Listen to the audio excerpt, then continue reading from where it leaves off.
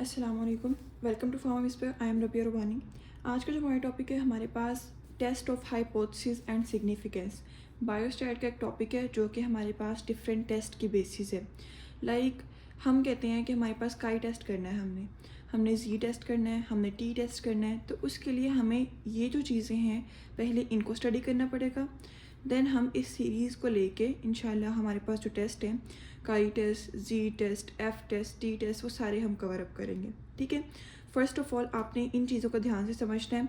ये as such paper के लिहाज से तो इम्पॉर्टेंट नहीं है कि पेपर में आपके पास पूछा जाएगा what is hypothesis, what is level of significance या समथिंग, या इसके रिलेटेड क्वेश्चंस। बट ये हमारे पास बेसिक्स हैं। ठीक है। हमारे पास किसी भी टेस्टिंग की बेसिक्स कौन सी चीज़ें हैं, हमारे पास test of hypothesis and significance. अब होता क्या है, सबसे पहले हमारे पास पढ़ते हैं कि हाइपोथेसिस क्या है। जैसे अगर आपने बायो में पढ़ा हो कि हमारे पास हाइपोथेसिस क्या चीज़ होती है, हम एक स्टेटमेंट देते हैं, हम एक एजम्पशन देते हैं कि ये चीज़ इस तरह हो सकती है। लाइक अगर मैं कहती हूँ कि हमारे पास कोई भी एनिमल है, वो क्रॉल कर सकता है, रेंग सकता है, मैं कहूँगी अभी वो मतलब मैं देखा है उसे, मैं क्या कह रही हूँ कि वो क्रॉल कर रहा है। ठीक है। ये मैंने एक एजम्पशन दे दी, मैंने एक हाइपोथेसिस दे दी। तो उस हाइपोथेसिस को फर्दर हम टेस्ट करते हैं कि वाकई ही वो क्रॉल कर सकते हैं, कि वाकई ही वो हमारे पास जस्ट क्रॉल ही कर सकता है, हो सकता है वो फ्लाई भी करता हो सकता है वो हमारे पास वो डिफरेंट तरीके से अपनी मूवमेंट परफॉर्म करता हो। तो इन चीज़ों को हम क्या कहते हैं, टेस्टिंग करके हम रिजेक्ट या हम उसको ट्रू करते हैं, किसको, हाइपोथेसिस को, हमारी एजम्पशन को, हमारी स्टेटमेंट को। तो फर्स्ट ऑफ ऑल हाइपोथेसिस होता क्या है, ये हमारे पास हम अपनी ही किसी बेस पे इसको रख देते हैं। आ हाइपोथेसिस इज़ अ स्टेटमेंट और एजम्पशन। एक स्टेटमेंट है या कोई एजम्पशन है या एज्यूम्ड वैल्यू। ठीक है। एज्यूम कर लिया मैंने कि हमारे पास जो मेंबर्स हैं, मीन के हमारे पास एक ग्रुप है, उसमें मेंबर्स हैं, उनमें से हमारे पास एक मेंबर बहुत ज़्यादा ज़हीन है। मैंने कोई टेस्ट नहीं लिया, मैंने कुछ नहीं किया, मैंने जस्ट एज्यूम कर लिया। ठीक है। तो ये हमारे पास एज्यूम करना, स्टेटमेंट देना, ये हमारे पास क्या कर जाता है, this is called the hypothesis. Further हम टेस्टिंग करेंगे, टेस्ट लेंगे, हम बताएंगे कि हाँ ये ज़हीन है भी या नहीं। अगर वो ज़हीन हुआ तो हमारी जो हाइपोथेसिस है वो हमारे पास क्या हो जाएगी, एक्सेप्ट हो जाएगी। इन केस वो नहीं हुआ देन हमारे पास क्या हो जाएगी, रिजेक्ट हो जाएगी। सिंपल। ठीक है। तो अ हाइपोथेसिस अ स्टेटमेंट और assumption regarding the value of a population parameter. अच्छा, यहाँ पे हम जो करते हैं, हम पॉपुलेशन पैरामीटर को अपने मद्देनज़र रखते हैं स्टैट्स में। पॉपुलेशन पैरामीटर किस तरह, लाइक अगर मैं आपको कहती हूँ कि हमारे पास एक क्लास है, क्लास में हमारे पास ऑलमोस्ट 100 स्टूडेंट्स हैं। वो 100 स्टूडेंट में से मैं एक ग्रुप निकालती हूँ 7 स्टूडेंट्स का। मैं कहती हूँ कि ये वाला जो ग्रुप है ये हमारे पास बहुत अच्छे नंबर लेते हैं, तो हमारी पूरी क्लास ही बहुत अच्छे नंबर लेती है। मैंने एक सैम्पल की बेस पे, मीन कि अगर मैं आपको दिखाऊँ इस तरह से कि हमारे पास ये क्लास है 100 स्टूडेंट्स की। ठीक है। इसमें से मैंने क्या ले लिए, इसमें 7 स्टूडेंट्स का एक ग्रुप ले लिया, वो पढ़ने वाले हैं। ठीक है। मीन के वो जीनियस है। अब मैंने क्या किया, इन 7 का टेस्ट लिया, वो जीनियस निकले, सबने टेस्ट अच्छा परफॉर्म किया। मैंने क्या कहा, मैंने इस सैम्पल की बेस पे कहा कि हमारे पास ये वाली जो पॉपुलेशन है ये हमारे पास क्या है, सारी ही ज़हीन है। तो ये हमारे पास क्या है, पॉपुलेशन पैरामीटर पे हम क्या करते हैं, हाइपोथेसिस, असम्पशन या स्टेटमेंट को डिस्कस करते हैं। Such as mean proportion that is tested statistically, जो कि फर्दर हमारे पास क्या होती है, टेस्टिंग होती है कि हमारे पास नल है या हमारे पास जो हमारे पास रिजेक्ट हो रही है हाइपोथेसिस या एक्सेप्ट हो रही है। इस बात की समझ आ गई, व्हाट इज़ हाइपोथेसिस। जैसे average body temperature of body is 37 degree Celsius. अब मैंने क्या कह दिया, ये हाइपोथेसिस है कि हमारे पास जो बॉडी टेम्परेचर वो 37 डिग्री सेल्सियस है। एवरेज मीन कि हमारे पास मोस्टली जो एवरेज निकलती है हमारे पास वो चीज़। अब किसी का ज़्यादा भी हो सकता है, किसी का कम भी हो सकता है। हम इसको क्या करेंगे, टेस्ट करेंगे।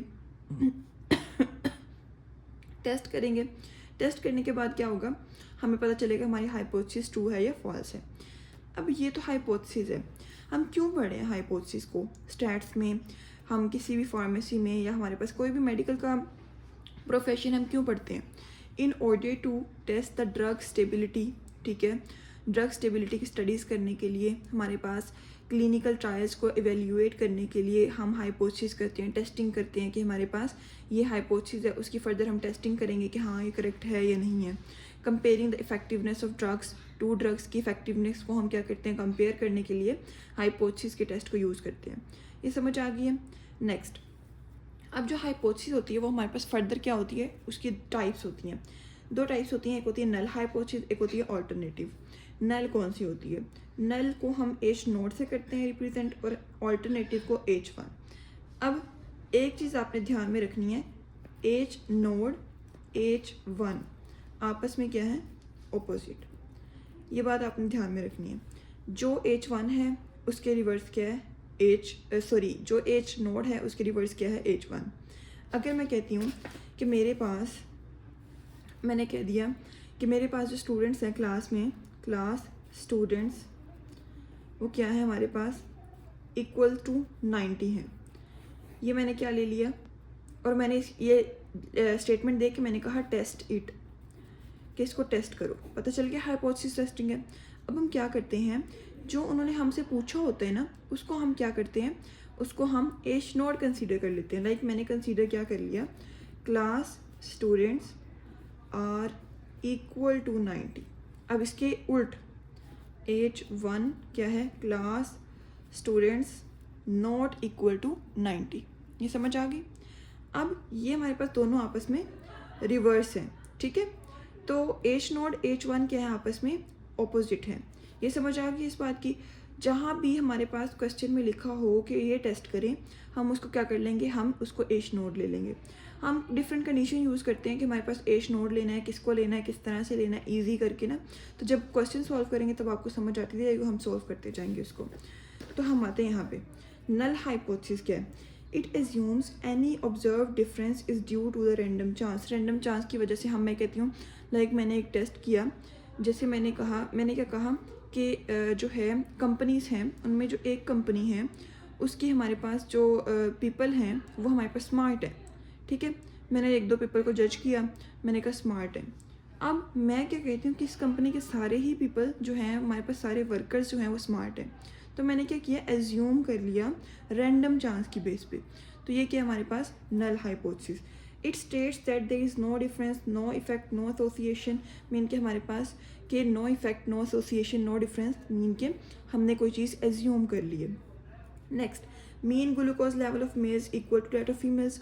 ये मैंने एज्यूम कर लिया कि हमारे पास जो ग्लूकोज लेवल फीमेल का है वो हमारे पास सेम है किसका, मेल का। ये समझ आ गई है। अब नेक्स्ट हमारे पास ऑल्टरनेटिव हाइपोथेसिस होते हैं, जो कि हम क्या कहते हैं, ऑपोजिट होते हैं नल हाइपोथेसिस के, ठीक है। It states that a significant difference और रिलेशनशिप एग्जिस्ट। ये कहता है कि हमारे पास दो चीज़ें हैं या कुछ भी हमारे पास हाइपोथेसिस है, उनके दरमियान क्या करते हैं, हमारे पास कोई डिफरेंस एग्जिस्ट करता है, कोई रिलेशनशिप एग्जिस्ट करता है। हमने इसमें कहा नहीं एग्जिस्ट करता, ये तो ऑब्वियस ही बात है, ऑपोजिट होगा, तो मैंने इसमें कह दिया कि एग्जिस्ट करते हैं। देन इफ़ एच नोड हमने ले लिया μ1 इज इक्वल टू μ2। तो अब ये मैंने एच नोड ले लिया। इन केस H1 क्या होगा, ये इक्वल है, ये नॉट इक्वल। नॉट इक्वल का क्या मतलब है, या तो μ1 बड़ा होगा, ठीक है, μ2 से, या फिर μ1 छोटा होगा हमारे पास किससे, μ2 से। ये समझ आ गई है ऑल्टरनेटिव हाइपोथेसिस की। अब आते हैं हम हमारे पास यहाँ पे ऑल्टरनेटिव हाइपोथेसिस जो होते हैं हमारे पास, वो हमारे पास दो तरह से होते हैं, या तो वन टेल होते हैं या फिर हमारे पास क्या होते हैं, टू टेल्ड। अब किस तरह से वन टेल्ड, किस तरह से to tailed. First of all हम कहते हैं टू टेल्ड। जैसे मैंने कहा क्लास स्टूडेंट्स क्लास में एक 40 है, ठीक है। अच्छा, एक बात याद रखनी है कि आपने ऑल्टरनेटिव की टाइप्स में हम पढ़ रहे हैं कि टू टेल्ड, वन टेल्ड। अब ये हमारे पास ऑल्टरनेटिव ही हम देखेंगे कि वन टेल है, ये टू टेल्ड है, ठीक है। टू टेल्ड का क्या मतलब है, two tailed mean two tails या टू साइड्स, ठीक है, या टू साइड्स। देन हमने एक ले लिया एच नोड क्या है, class students is equal to 40। ये मैंने कह दिया कि एच नोड है, नल हाइपोथेसिस ले लिया, ठीक है। देन मैं कहती हूँ कि हमारे पास क्या होता है, ये मैंने ले लिया इक्वल टू 40। देन H1, ठीक है। H1 क्या है, अब इसके ऑपोजिट है बिल्कुल। इसके ऑपोजिट हम क्या कहते हैं कि हमारे पास क्लास स्टूडेंट्स जो है वो नॉट इक्वल टू 40 है। मीन के वो लार्ज भी हो सकते हैं, 40 से ज़्यादा भी हो सकते हैं, 40 से कम भी हो सकते हैं, इक्वल नहीं है, 40 से कम या हमारे पास ज़्यादा हो सकते हैं। अब यहाँ पे दो टेल्स आ गई, दो साइड्स आ गई, ज़्यादा भी कम भी।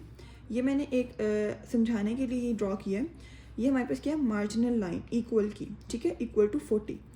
अब इस 40 से ज़्यादा भी हो सकते हैं पॉजिटिव वैल्यू में, ग्रेटर और लेसर भी हो सकते हैं नेगेटिव वैल्यू में। तो ये हमारे पास दो साइड्स आ जाएंगी, दो इस तरह से टेल्स बन जाती हैं। That's why we call it two tailed. समझ आ गई। Next one tailed. One tailed में अब यहाँ पे दो टेल्स हैं, वहाँ पे एक टेल होगी, या तो वो हमारे पास बड़े वाली हो जाएगी या हमारे पास स्मॉलर वाली हो जाएगी। लाइक अगर मैं कहती हूँ एज नोड क्या है, क्लास स्टूडेंट ग्रेटर देन और इक्वल टू 40, या तो इक्वल है या फिर ग्रेटर है, रह क्यों गया स्मॉलर, तो ऑपोजिट क्या आ जाएगा, क्लास स्टूडेंट्स स्मॉलर देन 40। तो ये हमारे पास क्या है, स्मॉलर आया। अब इसकी हमारे पास टेल पीछे की तरफ इधर आई लेफ्ट साइड पे, this is called the left tailed. समझ आ गई, ये नेगेटिव होती है। ठीक है, इनकी बेस पे हम क्या करेंगे, जज करेंगे अपनी रेंजेस को, अपने क्वेश्चंस को, और उसके आंसर्स निकालेंगे। अब यहाँ पे मैंने यहाँ पे क्या कहा, एज नोड जो है क्लास स्टूडेंट्स लेस देन और इक्वल टू 40, यहाँ पे मैंने ग्रेटर देन और इक्वल टू 40 कहा था। यहाँ पे मैं एज्यूम कर रही हूँ कि हमारे पास जो क्लास स्टूडेंट्स हैं वो हमारे पास लेस देन और इक्वल टू 40 हैं। कैसे, अब यहाँ पे लेस भी हैं और इक्वल भी हैं, इसके ऑपोजिट क्या आ जाएगा, हमारे पास नॉट इक्वल टू तो नहीं आएगा ना, क्योंकि हमारे पास अगर इक्वल होता तो हम कहते हैं हमारे पास नॉट इक्वल। अब यहाँ पे लेस भी है, हमारे पास इक्वल भी है, हम कहते हैं कि हमारे पास जो H1 है वो ऑपोजिट होते हैं। तो क्लास स्टूडेंट्स क्या होते हैं, हमारे पास ज़्यादा हैं 40 से। ये समझ आ गई H1 कैसे ले लिया। अब 40 से ज़्यादा है तो राइट की तरफ मूव करेगी टेल, और इसको हम पॉजिटिव लेते हैं, दिस इज राइट टेल्ड। ये हमारे पास दो अल्टरनेटिव हाइपोथेसिस की टाइप्स आती हैं, one tail, two tail. Two tail हमने पढ़ा कि हमारे पास दो साइड्स होती हैं, ये हम पॉजिटिव नेगेटिव दोनों ही होता है। ठीक है, और यहाँ पे वन टेल में हम कहते हैं हमारे पास अगर स्मॉलर होती है कोई चीज़ किसी भी वैल्यू से, H1 अगर स्मॉलर है देन हम कहते हैं हमारे पास it is left tailed which is minus, अगर ग्रेटर है then it is right tailed which is positive. ठीक है, अब आते हैं नेक्स्ट हाइपोथेसिस टेस्टिंग। अब किस तरह से, हाइपोथेसिस तो हमने समझ लिया व्हाट इज़ हाइपोथेसिस, अब उसको हमने टेस्ट करना है। क्यों, ताकि हम ये पता लगा सकें कि हमारे पास टेस्ट जो है वो हमारे पास हाइपोथेसिस जो है वो एक्सेप्ट हुई या हमारे पास क्या हुई, रिजेक्ट हुई। ठीक है, और हम टेस्ट किस हाइपोथेसिस को करते हैं, मैंने पहले ही बताया कि हम जस्ट नल हाइपोथेसिस को टेस्ट करते हैं। मीन के हम टेस्ट करके कहते हैं कि नल हाइपोथेसिस रिजेक्ट हुई है या एक्सेप्ट हुई है। The methods which make possible, ठीक है, by using the sample observations either to accept or reject the null hypothesis at a given level of significance, it is known as test of hypothesis। Mean कि हम वो method या हमारे पास कोई testing method हैं जो हम यूज़ करते हैं in order to prove the hypothesis whether it is accepted और रिजेक्टेड, तो हम क्या कहते हैं, this is called the hypothesis testing. Hypothesis testing जब हम करते हैं हमारे पास एक चीज़ होती है which is called the level of significance, this one. अब लेवल ऑफ सिग्निफिकेंस क्या होता है, it is the probability of rejecting a null hypothesis when it's true. Mean कि जब कोई भी हमारे पास हाइपोथेसिस ट्रू है उसको हम डिफरेंट पैरामीटर्स के थ्रू देखते हैं, हमें नहीं पता वो ट्रू है या फॉल्स है, हम एक हाइपोथेसिस को डिफरेंट पैरामीटर्स के थ्रू देखते हैं। हम क्या करते हैं कि हमारे पास ये ट्रू है या फॉल्स है।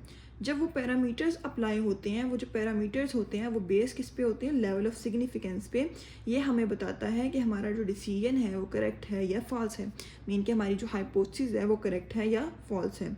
It is denoted by alpha. ठीक है, अब यहाँ पे जो हमारे पास लेवल ऑफ सिग्निफिकेंस है वो आपको परसेंटेज में दे सकते हैं, आपको पॉइंट्स में दे सकते हैं। परसेंटेज में 5%, 1%, 10%, ये हमारे पास एक होता है टेबल फॉर्म कह सकते हैं आप। ठीक है, कि इस तरह से होती है। अगर आपके पास अल्फ़ा, अभी आपने जस्ट टर्म समझनी है, हम जस्ट पुट करेंगे जब आपको सारी समझ आ जाएगी। अल्फ़ा 5% है तो 0.05 है, अल्फ़ा 1% है तो 0.01 है, 1 डिवाइडेड बाई 100 0.01। ये मोस्ट कॉमनली यूज़ होते हैं, 10% भी यूज़ होते हैं हमारे पास। नेक्स्ट फर्दर और भी चीज़ें यूज़ होती हैं। ठीक है, if no alpha mention question, अगर एक क्वेश्चन आता है उसमें अल्फ़ा मेंशन ही नहीं किया हुआ, मतलब कुछ क्वेश्चन में तो दिया होता है alpha is equal to 0.01, alpha is equal to 1%, alpha is equal to 5%, but in cases कि हमारे पास कुछ क्वेश्चन होते हैं जिनके अंदर हमारे पास क्या होता है, अल्फ़ा मेंशन ही नहीं करते। उन क्वेश्चन में हमने क्या करना है, हमने अल्फ़ा की वैल्यू क्या लेनी है, 0.05 मीन के 5%, ये आपने अपने पास नोट डाउन कर लेना है, ये बहुत ज़रूरी है। अब यहाँ पे लेवल ऑफ सिग्निफिकेंस तो हमने पढ़ लिया, ये डेफिनेशन है, सिंपल कंसेप्ट है। नेक्स्ट हम पढ़ेंगे तो मतलब क्वेश्चन सॉल्व करेंगे तो समझ आ जाएगी। अब लेवल ऑफ कॉन्फिडेंस क्या होता है, लेवल ऑफ कॉन्फिडेंस जो होता है, यहाँ पे हमने क्या कहा था ये हमारे पास क्या होती है, rejecting a null hypothesis when it's true, mean कि हमारे पास डिसीजन मेकिंग हेल्प करते हैं। लेवल ऑफ कॉन्फिडेंस जो होता है ये हम दो जगह यूज़ करते हैं, एक एस्टिमेशन में, एक हाइपोथेसिस टेस्टिंग में। एस्टिमेशन का चैप्टर आपके नहीं है अभी ना, हम उसको डिस्कस करें, तो हम कहते हैं हाइपोथेसिस टेस्टिंग में हम देखते हैं। लेवल ऑफ कॉन्फिडेंस जो होता है वो दोनों में डिफरेंट होता है, एस्टिमेशन में भी और हाइपोथेसिस टेस्टिंग में भी। इसका मीनिंग जो है दोनों में डिफरेंट है। हमारे पास कंसर्न कौन सा है, हाइपोथेसिस टेस्टिंग। तो हम कहते हैं हाइपोथेसिस टेस्टिंग में क्या होता है, ये प्रोबेबिलिटी होता है ट्रू एज नोड हाइपोथेसिस को एक्सेप्ट करने की, मीन कि एक हाइपोथेसिस अगर ट्रू है उसको एक्सेप्ट करने की प्रोबेबिलिटी जो होती है वो हमारे पास क्या कहलाती है, this is called the level of confidence. ये हमारे पास परसेंटेज में होती है, और ये हमारे पास ये क्या होती है, रिजेक्ट करने की जब सही हो हाइपोथेसिस, और ये क्या होता है जब सही हुआ हाइपोथेसिस तब एक्सेप्ट करने की, मीन के ये भी आपस में क्या है हमारे पास ऑलमोस्ट हम कहते हैं कि डिफरेंस में आ जाएंगे। अब आपको फॉर्मूला देख के समझ आ जाएगी डिफरेंस में किस तरह से आएंगे। It is denoted by 1 minus alpha और 1 माइनस अल्फ़ा परसेंटेज। अगर अल्फ़ा क्या है, मीन के लेवल ऑफ सिग्निफिकेंस क्या है, 0.05 है, तब लेवल ऑफ कॉन्फिडेंस क्या होगा, 1 माइनस 0.05, 0.95 आ जाएगा, 95% is the level of confidence. हम सिग्निफिकेंस लेवल से, लेवल ऑफ सिग्निफिकेंस से हम क्या कर सकते हैं, लेवल ऑफ कॉन्फिडेंस निकाल सकते हैं, और लेवल ऑफ कॉन्फिडेंस से हम क्या निकाल सकते हैं, हमारे पास लेवल ऑफ सिग्निफिकेंस। ये आपसे एमसीक्यू में पूछ सकते हैं। अब टाइप्स ऑफ एरर, ये भी आपका एमसीक्यूज़ में ही है, ये चीज़ें आपकी डेफिनेशन एमसीक्यूज़ वगैरह में ही यूज़ होने वाली हैं, और आगे आपके क्वेश्चंस में।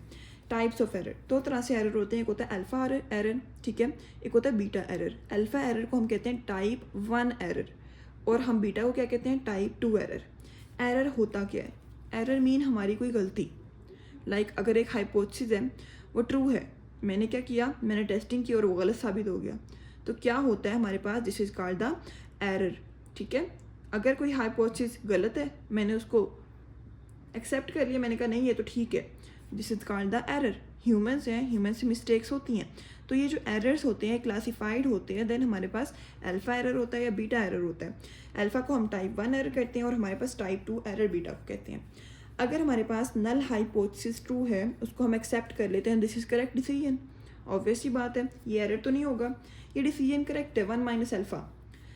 अगर हम कहते हैं हमारे पास एच नोट ट्रू है और हम उसको रिजेक्ट कर देते हैं, then it is called the wrong decision which is alpha. अगर आप यहाँ पे ध्यान दें, alpha is the level of significance, and level of significance क्या है, हमने पढ़ा, it is the probability of rejecting, यहाँ पे हमने रिजेक्ट किया, probability of rejecting a null hypothesis when it's true, ठीक है। ये समझ आई इस बात की कि हमारे पास जो लेवल ऑफ सिग्निफिकेंस भी है वो भी हमारे पास टाइप 1 एरर में आएगा, उसको हम कहते हैं रिजेक्ट करने की जो प्रोबेबिलिटी है, जबकि हमारे पास एच नोड क्या है, ट्रू है।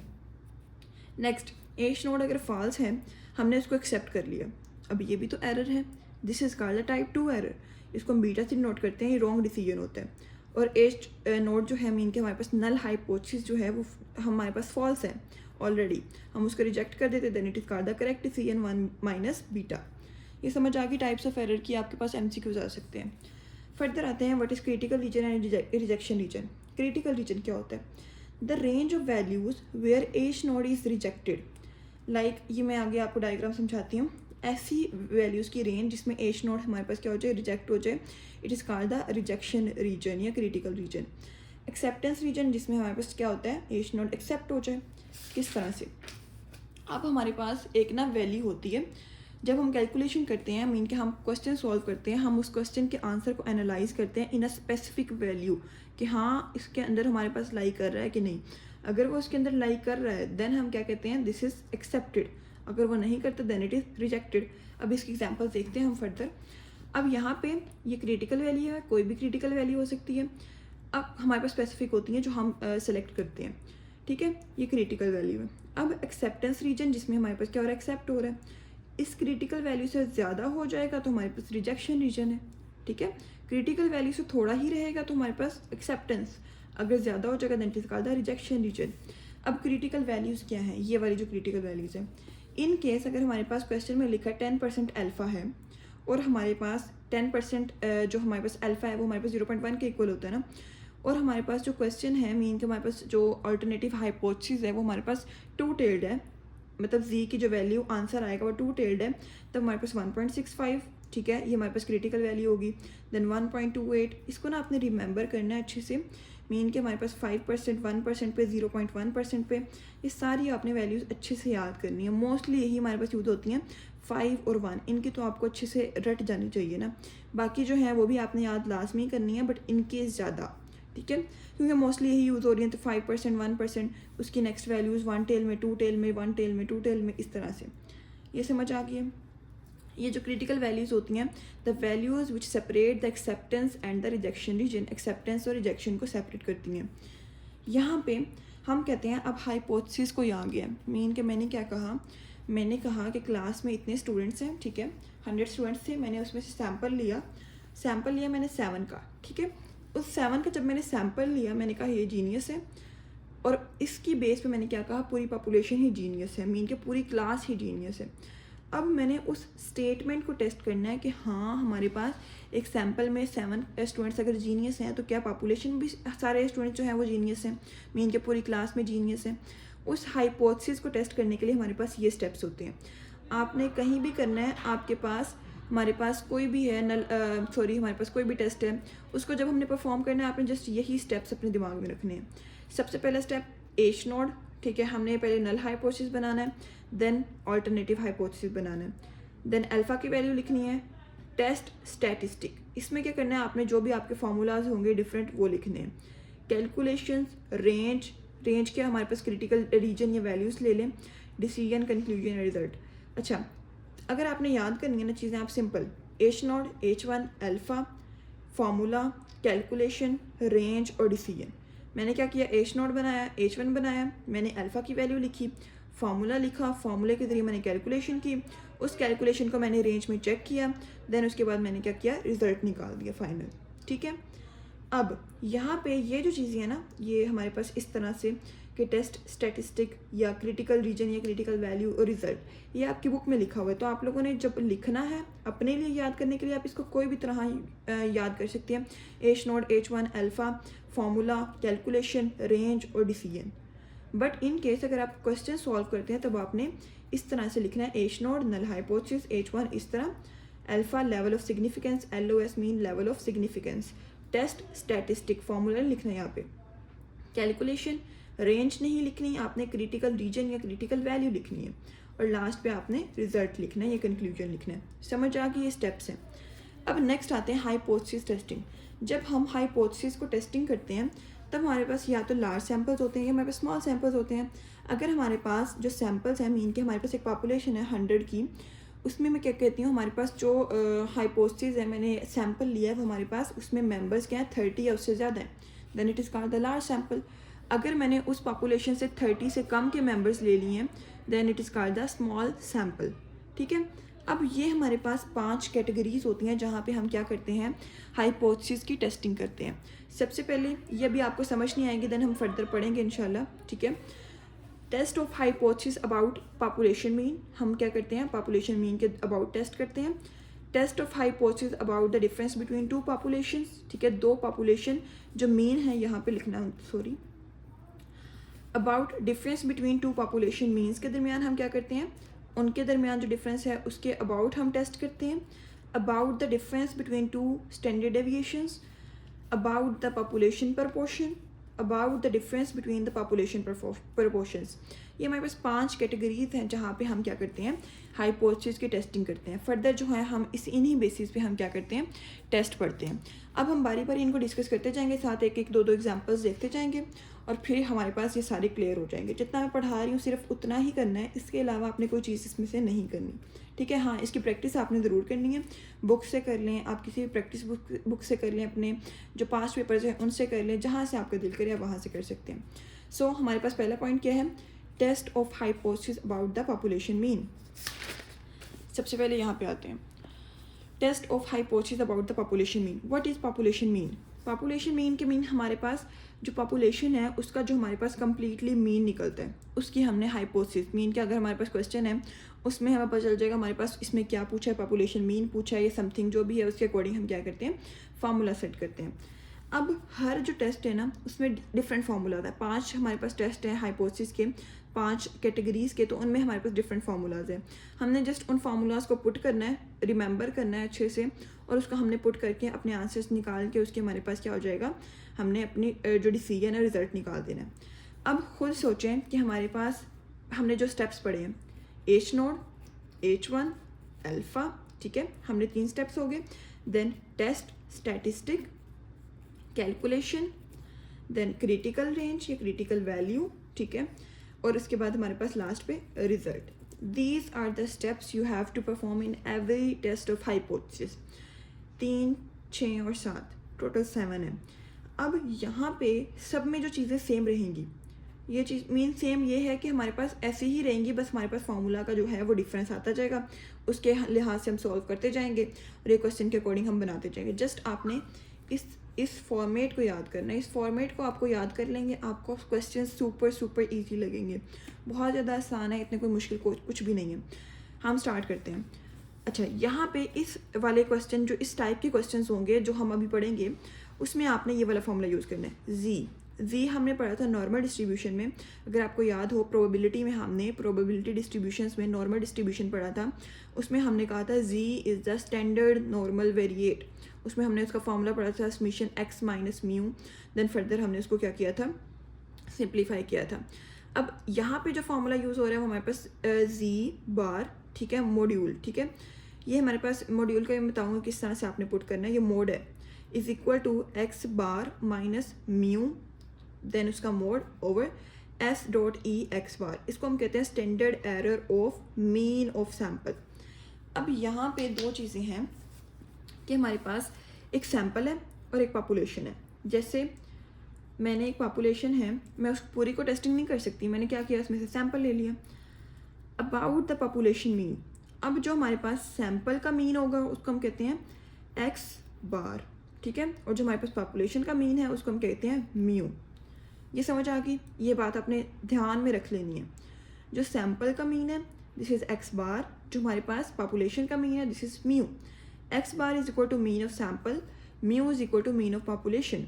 अब इसके according formula x bar minus mu over standard error of mean of sample. X bar is mean of sample. अब हमें एक्स बार तो पता है, हमें दिया होगा क्वेश्चन में, म्यू भी दिया होगा, ये नहीं दिया होगा, इसको हम कैसे फाइंड आउट करेंगे।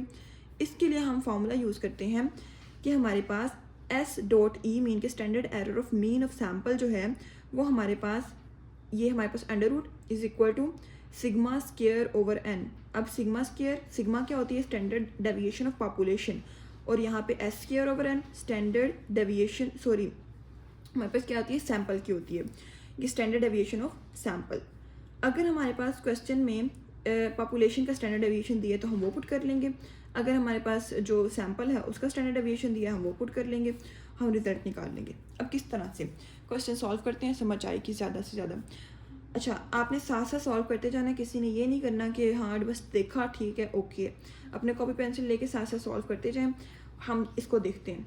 First of all the mean height of random sample, एक रैंडम सैम्पल है, मीन के हमें सैम्पल है, उसकी मीन हाइट क्या है 100 स्टूडेंट्स की, वो क्या है 64। मीन के the mean height of random sample of 100 students, 100 students का एक रैंडम सैम्पल है, उसकी मीन हाइट कितनी है 64। मीन के हमारे पास mean of sample which is x bar is equal to 64। 100 students mean के हमारे पास n is equal to 100 and standard deviation is 3। अब स्टैंडर्ड डेविएशन ऑफ सैम्पल क्या है s, क्योंकि सैम्पल का ही डाटा दिया ना, ये मीन भी स्टैंडर्ड डेविएशन भी हमें क्या दिया है, सारा सैम्पल का दिया, s is equal to 3। Test the statement, अब यहाँ से तो पता चल गया कि हमारे पास क्या है, हाइपोथेसिस टेस्टिंग है, टेस्टिंग पूछी गई है। That mean height of population, अब मीन हाइट ऑफ पॉपुलेशन से क्या पता चला कि हमारे पास टेस्टिंग किसकी है, मीन पॉपुलेशन या पॉपुलेशन मीन के अबाउट है, ठीक है। अब टेस्ट करनी है इस स्टेटमेंट को कि जो मीन हाइट ऑफ पॉपुलेशन है वो हमारे पास 67 है एट 5% लेवल ऑफ सिग्निफिकेंस। अब मैं आपको इसको अच्छे से समझाती हूँ। हमारे पास एक सैम्पल है रैंडम, उसमें 100 स्टूडेंट्स का सैम्पल है, ठीक है। मैंने एक पॉपुलेशन में से 100 स्टूडेंट्स का सैम्पल ले लिया, मैंने कहा इनका जो मीन है वो 64 है और उनके स्टैंडर्ड डेविएशन क्या है 3 है। अब हमने इस स्टेटमेंट को टेस्ट करना है कि हमारे पास जो ये तो सैम्पल की है ना, जो हमारे पास पॉपुलेशन है उसकी मीन हाइट क्या है 67, हमें तो नहीं पता कितनी है, हमने क्या करना है, हमने इसको टेस्ट करना है। और लेवल ऑफ सिग्निफिकेंस क्या है 5%। तो ये मैंने डाटा लिख लिया सारा। अब आते हैं हमारे पास क्वेश्चन के सॉल्व करने पे, विच इज़ सबसे पहला स्टेप मैंने आपको बताया H naught, H1, null hypothesis और H1। अब मैंने क्या कहा था, एच नोड क्या होता है हमारे पास, नल हाइपोथेसिस क्या होती है जो हमें टेस्ट करने के लिए कहा जाए। इधर क्या करने के लिए कहा है हमें, test the statement that mean height of population is 67। कौन सी स्टेटमेंट, कि हमारे पास मीन हाइट जो है पॉपुलेशन की, पॉपुलेशन का मीन म्यू वो क्या है हमारे पास 67, इसको हमने टेस्ट करना है। अब इसकी को हम क्या कहते हैं, this is called the null hypothesis, इसको हमने लिख लिया। इसके ऑपोजिट क्या है हमारे पास, नॉट इक्वल टू 67, बड़ा भी हो सकता है छोटा भी हो सकता है लेकिन इक्वल नहीं है। तो हम कहते हैं बड़ा भी है तो छोटा भी है, तो हमारे पास 2 टेल्स होती हैं, तो दिस इज 2 टेल्ड। आपने जब भी ऑल्टरनेटिव हाइपोथेसिस लिखना है आपने आगे लिखना है ये 1 टेल है या 2 टेल्ड है, वरना आपका क्वेश्चन क्रॉस कर देंगे, ठीक है। तो आपने ये लास्ट में लिखना है 1 टेल और 2 टेल्ड। पहला स्टेप समझ आ गया। लेवल ऑफ सिग्निफिकेंस हमें क्वेश्चन में दिया हुआ है, अगर हमें क्वेश्चन में ये ना दिया होता तब हम क्या पुट करते, यही 0.05 मीन के 5%, ये ऑलरेडी दिया हुआ है। तो level of significance alpha is equal to 5% mean के 0.05। टेस्ट स्टैटिस्टिक, ये हमारे पास फॉर्मूला होता है, जो भी हमारे पास फॉर्मूलाज है। अब हमारे पास पहले जी तो हमने फाइंड करना ही करना है, ये हमारे पास x bar minus mu mode, mode का मतलब होता है अगर माइनस की वैल्यू आ जाएगी तो वो हमारे पास क्या हो जाएगी, प्लस में हो जाएगी, और अगर हमारे पास प्लस की वैल्यू आएगी तब वो हमारे पास क्या हो जाएगी, प्लस ही रहेगी, ठीक है। तो ये हमारे पास क्या हो जाता है, इस तरह फॉर्मूला आ जाएगा, Z mod is equal to x minus x bar minus mu mod over standard error of mean of sample. अब ये तो हमें पता नहीं है और हमें क्वेश्चन में जस्ट एस दिया हुआ है मीन के सैम्पल का, ये रहा सैम्पल का स्टैंडर्ड डेविएशन। तो हम कहते हैं कि हमारे पास हम सैम्पल वाला फॉर्मूला यूज़ करते हैं, यहाँ पे हम पॉपुलेशन वाला मीन के sigma square over n under root वाला फॉर्मूला नहीं यूज़ करेंगे, हम ये वाला यूज़ करेंगे। यहाँ पे हमारे क्वेश्चन में एस दिया हुआ है तो हम कहते हैं एस स्क्वायर ओवर एन आ जाएगा, ठीक है।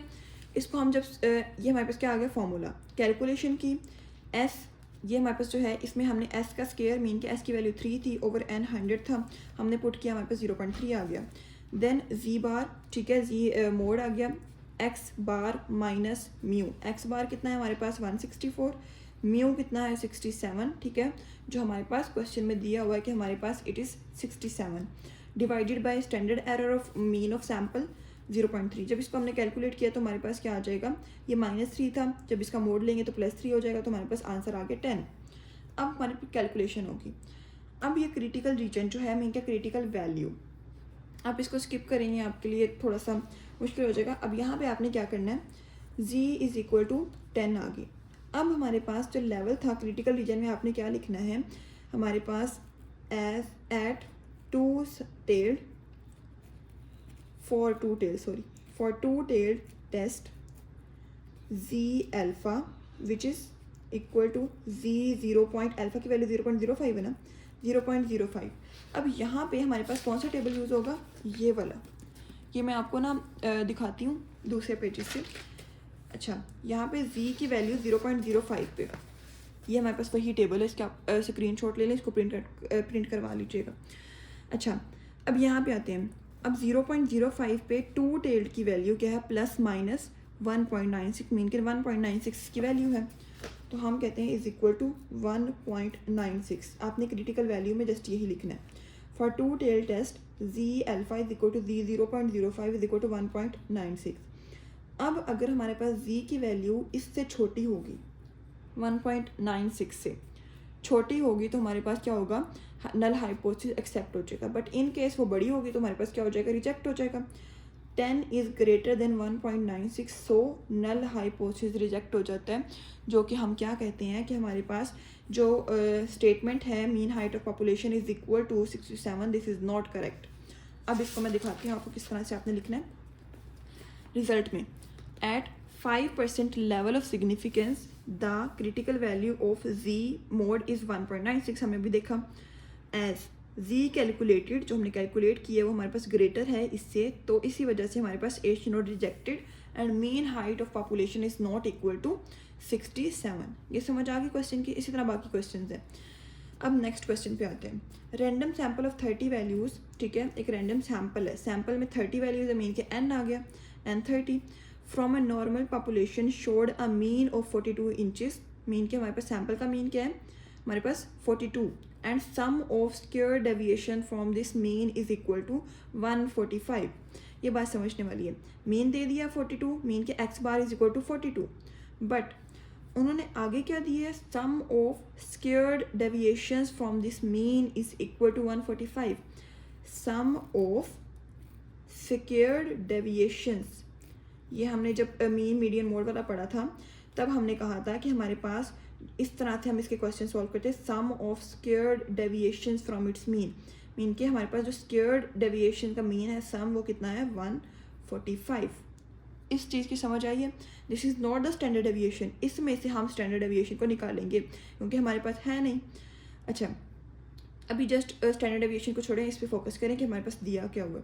एक ये वैल्यू दी हुई है, show that the assumption, show that mean के टेस्ट, तो हमारे पास क्या हो गया, टेस्टिंग का ये क्वेश्चन है।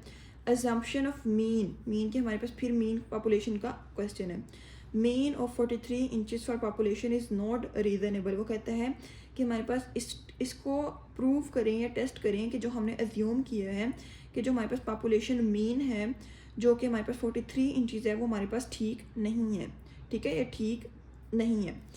अब हम कहते हैं कि हमारे पास क्या आ जाएगा, इसको हमने एज्यूम करके जो चले थे वो हमने क्या किया, हमने कहा कि इसको हमारे पास प्रूव करें।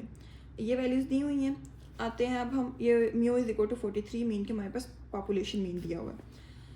अब इसी को हमने प्रूव करना है। यहाँ पे पहला स्टेप एच नोड H1। मैंने आपसे कहा था जो चीज़ है हमारे पास, लाइक मैं कहती हूँ जो स्टेटमेंट में है कि इसको प्रूव करो उसको मैं एच नोड ले लूँगी, बट यहाँ पे तो मैंने क्या किया, वहाँ पे उन्होंने कहा था ये प्रूव करो कि एच जो हमारे पास म्यू है मीन के हमारे पास मीन पॉपुलेशन है वो नॉट इक्वल टू 43 मीन के रीजनेबल नहीं है, लेकिन मैंने तो यहाँ पे इक्वल ले लिया। अगर हम यहाँ पे सिंपल चीज़ों को लेके चलेंगे, हम अगर इसको इस तरह इक्वल ले लेंगे 43 के, तब ऑपोजिट में हमारे पास ये वैल्यू आ जाएगी, तब भी हमारे पास आंसर वही आएगा। ठीक है, बट यहाँ पे हमने क्या किया, हमने 43 के इक्वल ले लिया ताकि हमारे पास जो क्वेश्चन है उसको पुट करना आसान हो जाए और हमारे पास टू टेल्ड को हम इजीली सॉल्व कर सकें। ये समझ आई? क्योंकि अगर मैं इधर ये नॉट इक्वल टू लेती देन यहाँ पे ये नहीं होना था यहाँ, क्योंकि हम एच नोट को तो वन टेल टू टेल कर ही नहीं सकते ना, ये तो हमारे पास होता है इस तरह से है, सिंगल होता है। डबल भी हो सकता है, जैसे ग्रेटर देन और इक्वल टू, या हमारे पास ग्रेटर देन हो सकते हैं, स्मॉल हो सकते हैं, लेकिन हमने यहाँ पे एक सिंपल हमारे पास एस्टिमेशन ले ली which is mu is equal to 43। अब इसके opposite mu not equal to 43 mean के ग्रेटर भी हो सकता है लेसर भी हो सकता है, टू टेल्ड है। अब level of significance alpha is equal to 5%। Question में अब यहाँ पे देखें हमारे पास अल्फा मीन के लेवल ऑफ सिग्निफिकेंस कहीं नहीं दिया, तो हम क्या लेंगे 0.05 मीन के 5%। टेस्ट स्टैटिस्टिक वही फॉर्मूला मीन वाला, मीन पॉपुलेशन वाला, Z mod is equal to x bar minus mu over standard error of mean of sample, इसका मोड ले लिया। अब यहाँ पे इस क्वेश्चन में हमारे पास जो है ना तो एस है और ना ही हमारे पास सिग्मा, मीन के ना ही पॉपुलेशन का जो हमारे पास है स्टैंडर्ड डेविएशन और ना ही हमारे पास सैम्पल का। बट अगर आपको याद हो हमने जब पढ़े थे मीन मीडियन मोड वाले चैप्टर में, चैप्टर 3 हमारे पास समराइजिंग डेटा एंड वेरिएशन, हमने कहा था s is equal to mean के स्टैंडर्ड डेविएशन जो होता है वो हमारे पास किसके इक्वल होता है, हमारे पास summation x minus x bar का square over n for ungroup data, ये अनग्रुप ही है ना, तो हम कहते हैं ये फॉर्मूला होता है। तो हम ये पुट करके एस तो निकाल सकते हैं ना, हमें ये दिया हुआ है, अब हम क्या करेंगे एन की वैल्यू पुट करेंगे और एस निकाल देंगे। ये समझ आई कि हमारे पास ये फॉर्मूला होता है, बट एस की वैल्यू तो हमें पता ही नहीं है, एस की वैल्यू हम इस तरह निकालेंगे, देन उसको इसमें पुट करेंगे, फिर इस वैल्यू को इसमें पुट करेंगे। अब आते हैं हम इसकी कैलकुलेशन, बट इन केस यहाँ पे मैं एक और पॉइंट समझाती जाऊँ कि फॉर्मूला किस तरह से आपने इसको कवर अप करना है। अगर हमारे पास कहीं पे अकेला एक्स ही ना हो, ये एक्स ही ना हो, तब हम एक्स स्क्वायर जो है एक्स बार का स्क्वायर वो हम किस तरह से निकालेंगे, किस तरह एक्स बार निकालेंगे, जब हमारे पास इस तरह का कोई क्वेश्चन हो कि हमारे पास उसमें सेपरेट एक्स ना दिया हो, हमें जस्ट उन्होंने एक्स स्क्वायर की वैल्यू या हमारे पास एक्स बार स्क्वायर की वैल्यू दी हो, तब हम ये वाला फॉर्मूला यूज़ कर सकते हैं। आपके ना क्वेश्चन में भी है, बुक सेकेंड ईयर की बुक है, 151 पेज नंबर है, ठीक है, उसमें आप देख सकते हैं ये फॉर्मूला यूज़ हुआ है। ये आप हम नेक्स्ट क्वेश्चन में भी देखेंगे तो आपको समझ आ जाएगी। Summation x square minus n x bar square over n minus 1 उसका अंडर रूट, ये एस निकलेगा, एस की वैल्यू इसमें पुट करेंगे, इसकी वैल्यू इसमें पुट करेंगे। अब आते हैं हम कैलकुलेशन पे, हमारे पास तो एक्स दिया हुआ है तो हम ये हमारे पास पूरी वैल्यू ही दी हुई है तो हम जस्ट उसको पुट करेंगे। हमारे पास summation x minus x bar square क्या है हमारे पास, तो दिया हुआ 145 ये रहा, ठीक है, यहाँ पे 145 ओवर n, टोटल n कितना है हमारे पास 30, इसको किया 2.198, इस तरह इसके अंदर हमने पुट किया इस फॉर्मूले के अंदर तो 0.40, अब इसको हमने इस फॉर्मूले के अंदर पुट किया, x बार क्या थी हमारे पास 42, म्यू का क्या था हमारे पास 43, क्वेश्चन में सारी चीज़ें दी हुई हैं, इसको पुट किया तो हमारे पास -1, इसका मोड लिया प्लस आ जाएगा 2.5। यहाँ पे एक पॉइंट है, अगर आपके पास ऑल्टरनेटिव हाइपोथेसिस टू टेल्ड है तब आप यहाँ पे z का मोड ले सकती हैं, कोई भी ले सकते हैं आप, मीन के हमारे पास z का मोड आएगा माइनस प्लस में हो जाएगा। बट इन केस यहाँ पे हमारे पास ऑल्टरनेटिव हाइपोथेसिस क्या है, हमारे पास वन टेल्ड है, उस केस में आप यहाँ पे मोड नहीं ले सकते, क्योंकि जब आपके पास वन टेल्ड होता है तो आपके पास ग्रेटर भी आंसर आ सकता है, स्मॉलर भी आ सकता है। ग्रेटर आएगा तो आपका आंसर पॉजिटिव में आएगा, लेसर आएगा तो आपका आंसर नेगेटिव में आएगा, हम नेगेटिव को पॉजिटिव नहीं करेंगे। ये बात आगे भी कुछ क्वेश्चन में आपको समझ आएगी जब हम इसको सॉल्व करेंगे वन टेल वाले को, ठीक है। कैलकुलेशन हुई हमारे पास जी बार का जी मोड का आंसर क्या आ जाएगा 2.5।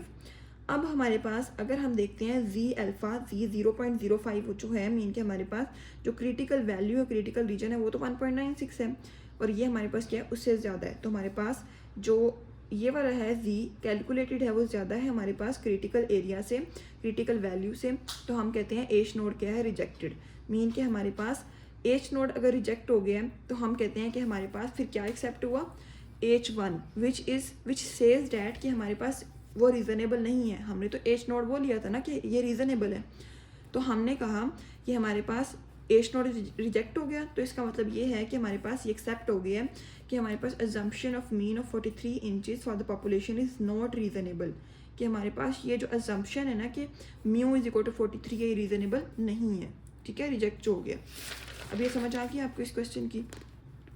क्रिटिकल रीजन लिख दिया, critical region of z is equal to 1.96 zinc, जो जिंक कह रही हूँ sorry, z calculated is greater than 1.96, h naught reject हो गया। ये क्या कंक्लूड करता है कि जो अजम्पशन है of a mean of 43 inches for population is not reasonable. इस क्वेश्चन की समझ आ गई। देन आते हैं हमारे पास नेक्स्ट क्वेश्चन पे, the 9 items of a sample had the following values. अब टोटल 9 आइटम्स है, एन क्या है 9। अब ये वैल्यूज़ दे दी हैं, वैल्यूज़ दे दी हैं, तो हमने जब पढ़े थे मीन मीडियन मोड वाले तब हमने कहा था ये जो वैल्यूज़ इस तरह होती है दे आर अनग्रुप डाटा, उसको हम एक्स कहते हैं, ठीक है, इसको आपने क्या कर लेना है एक्स कह लिया। Does the mean of 9 items differ significantly from the assumed mean of 47.5। अब जो हमारे पास 9 आइटम्स है ये हमारे पास सैम्पल है, ये जो हमारे पास इसका जो मीन आएगा जो कि हमने खुद निकालना है, ठीक है, इसका हम मीन जो है वो खुद निकालेंगे क्योंकि मीन तो दिया नहीं है। हम कहते हैं कि वो जो मीन है वो हमारे पास पॉपुलेशन मीन के म्यू जो है इसके हमारे पास डिफ़र करता है या नहीं करता, ये बताना है हमने। मीन के हमने क्या करना है, डिफरेंस हमने बताना है कि हमारे पास डिफ़र कर रहा है कि नहीं कर रहा। अब यहाँ पे value 5% level of significance for 8, ठीक है, ये हमारे पास डिग्री ऑफ फ्रीडम होता है 2.31, इसकी आपको भी ज़रूरत नहीं है, ना इसमें यूज़ होगा, ये जस्ट उन्हें कन्फ्यूज़ करने के लिए लिखा होगा। अब एक्स दिया हुआ है, समीशन एक्स हमने क्या किया, सबको ऐड किया निकाल लिया। एक्स बार मीन के मीन हमने खुद निकाला ना, तो x bar is equal to summation x over n होता है, समीशन एक्स 4442, एन क्या है हमारे पास टोटल 9 है, तो हम कहते हैं 49.1 एक्स बार आ गया। अल्फ़ा दिया हुआ है हमारे पास 5% लेवल है, तो हम कहते हैं 0.05 आ जाएगा। देन हमारे पास एन दिया हुआ है 9 और म्यू क्या है 47.5। अब हमने प्रूव करना है कि हमारे पास ये वाला जो मीन है ये हमारे पास क्या है, ये इसके इक्वल है या नहीं, मतलब हमारे पास इसमें डिफरेंस हो रहा है, डिफर कर रहा है कि नहीं कर रहा।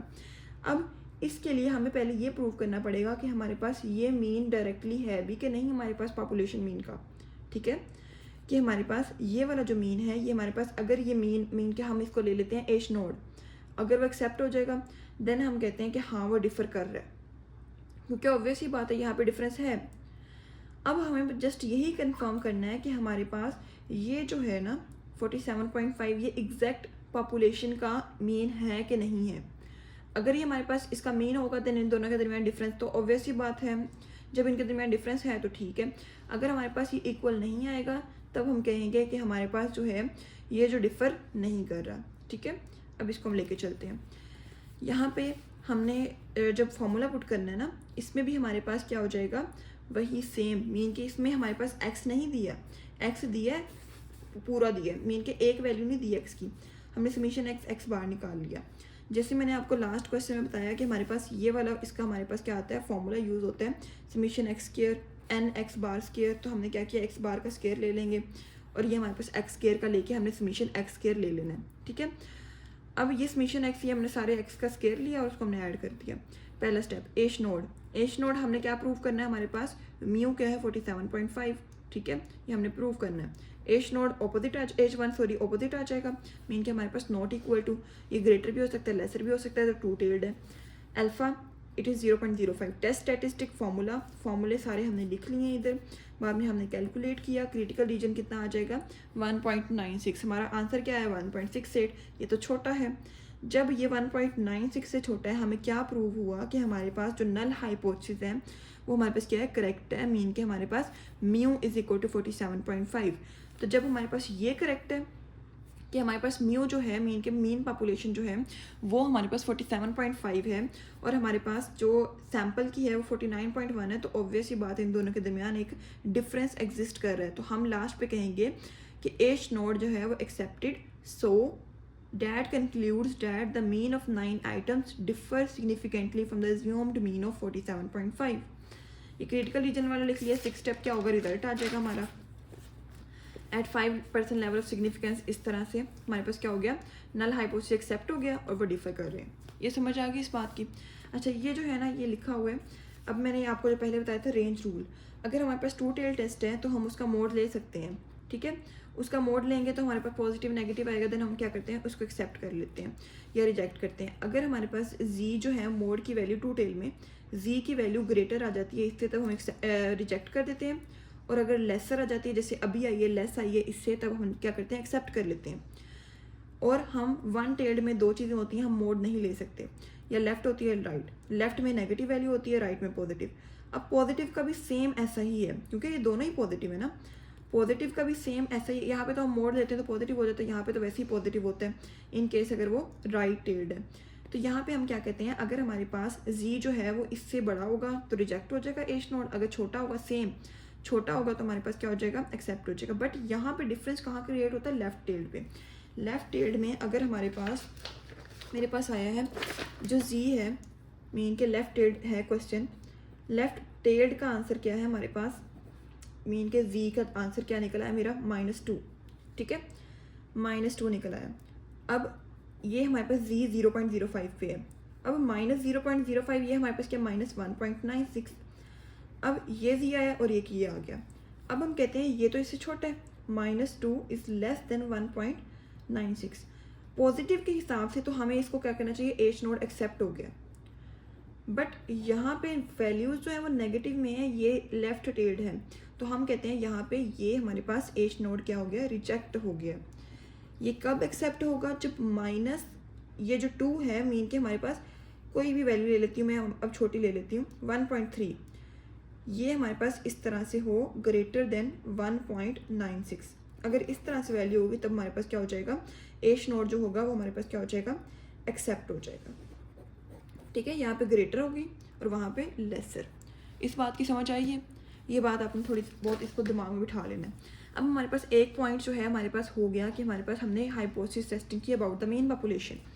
अब हमारे पास फर्दर आता है second step, which is test of hypothesis about the difference between the mean population. अब हमने पहले एक मीन पॉपुलेशन के दरमियान की, अब हमने difference between the mean population. अब आपको मीन पॉपुलेशन की समझ आ गई, हम इसको जल्दी गो थ्रू करेंगे, जस्ट फॉर्मूलाज का डिफरेंस है, बाकी सारी चीज़ें वैसी हैं। अच्छा, डिफरेंस बिटवीन मीन पॉपुलेशंस, जब डिफरेंस आया है मीन के, हमारे पास यहाँ पे 2 मीन पॉपुलेशंस है, मीन पॉपुलेशन को हम डिनोट किससे करते हैं, म्यू से। तो हमारे पास अगर 2 है तो एक μ1 होगी, एक μ2 होगी, इनके दरमियान जो डिफरेंस है उसकी हमने हाइपोथेसिस टेस्टिंग करनी है।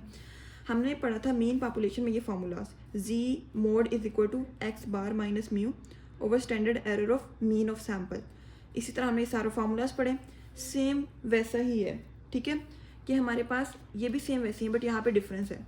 जैसे जी एक्स बार की जगह x1 बार माइनस x2 बार, माइनस म्यू की जगह हमारे पास μ1 माइनस μ2, इसकी जगह हमारे पास यहाँ पे x था इसलिए हमने x बार लगाया, यहाँ पे क्या था x1 बार माइनस x2 बार, तो इसका स्टैंडर्ड एरर ऑफ ये वाला आ जाएगा। ये समझ आए। अब यहाँ पे ये हमें नहीं दिया क्वेश्चन में, तो हमें इसको फाइंड किस तरह करना है।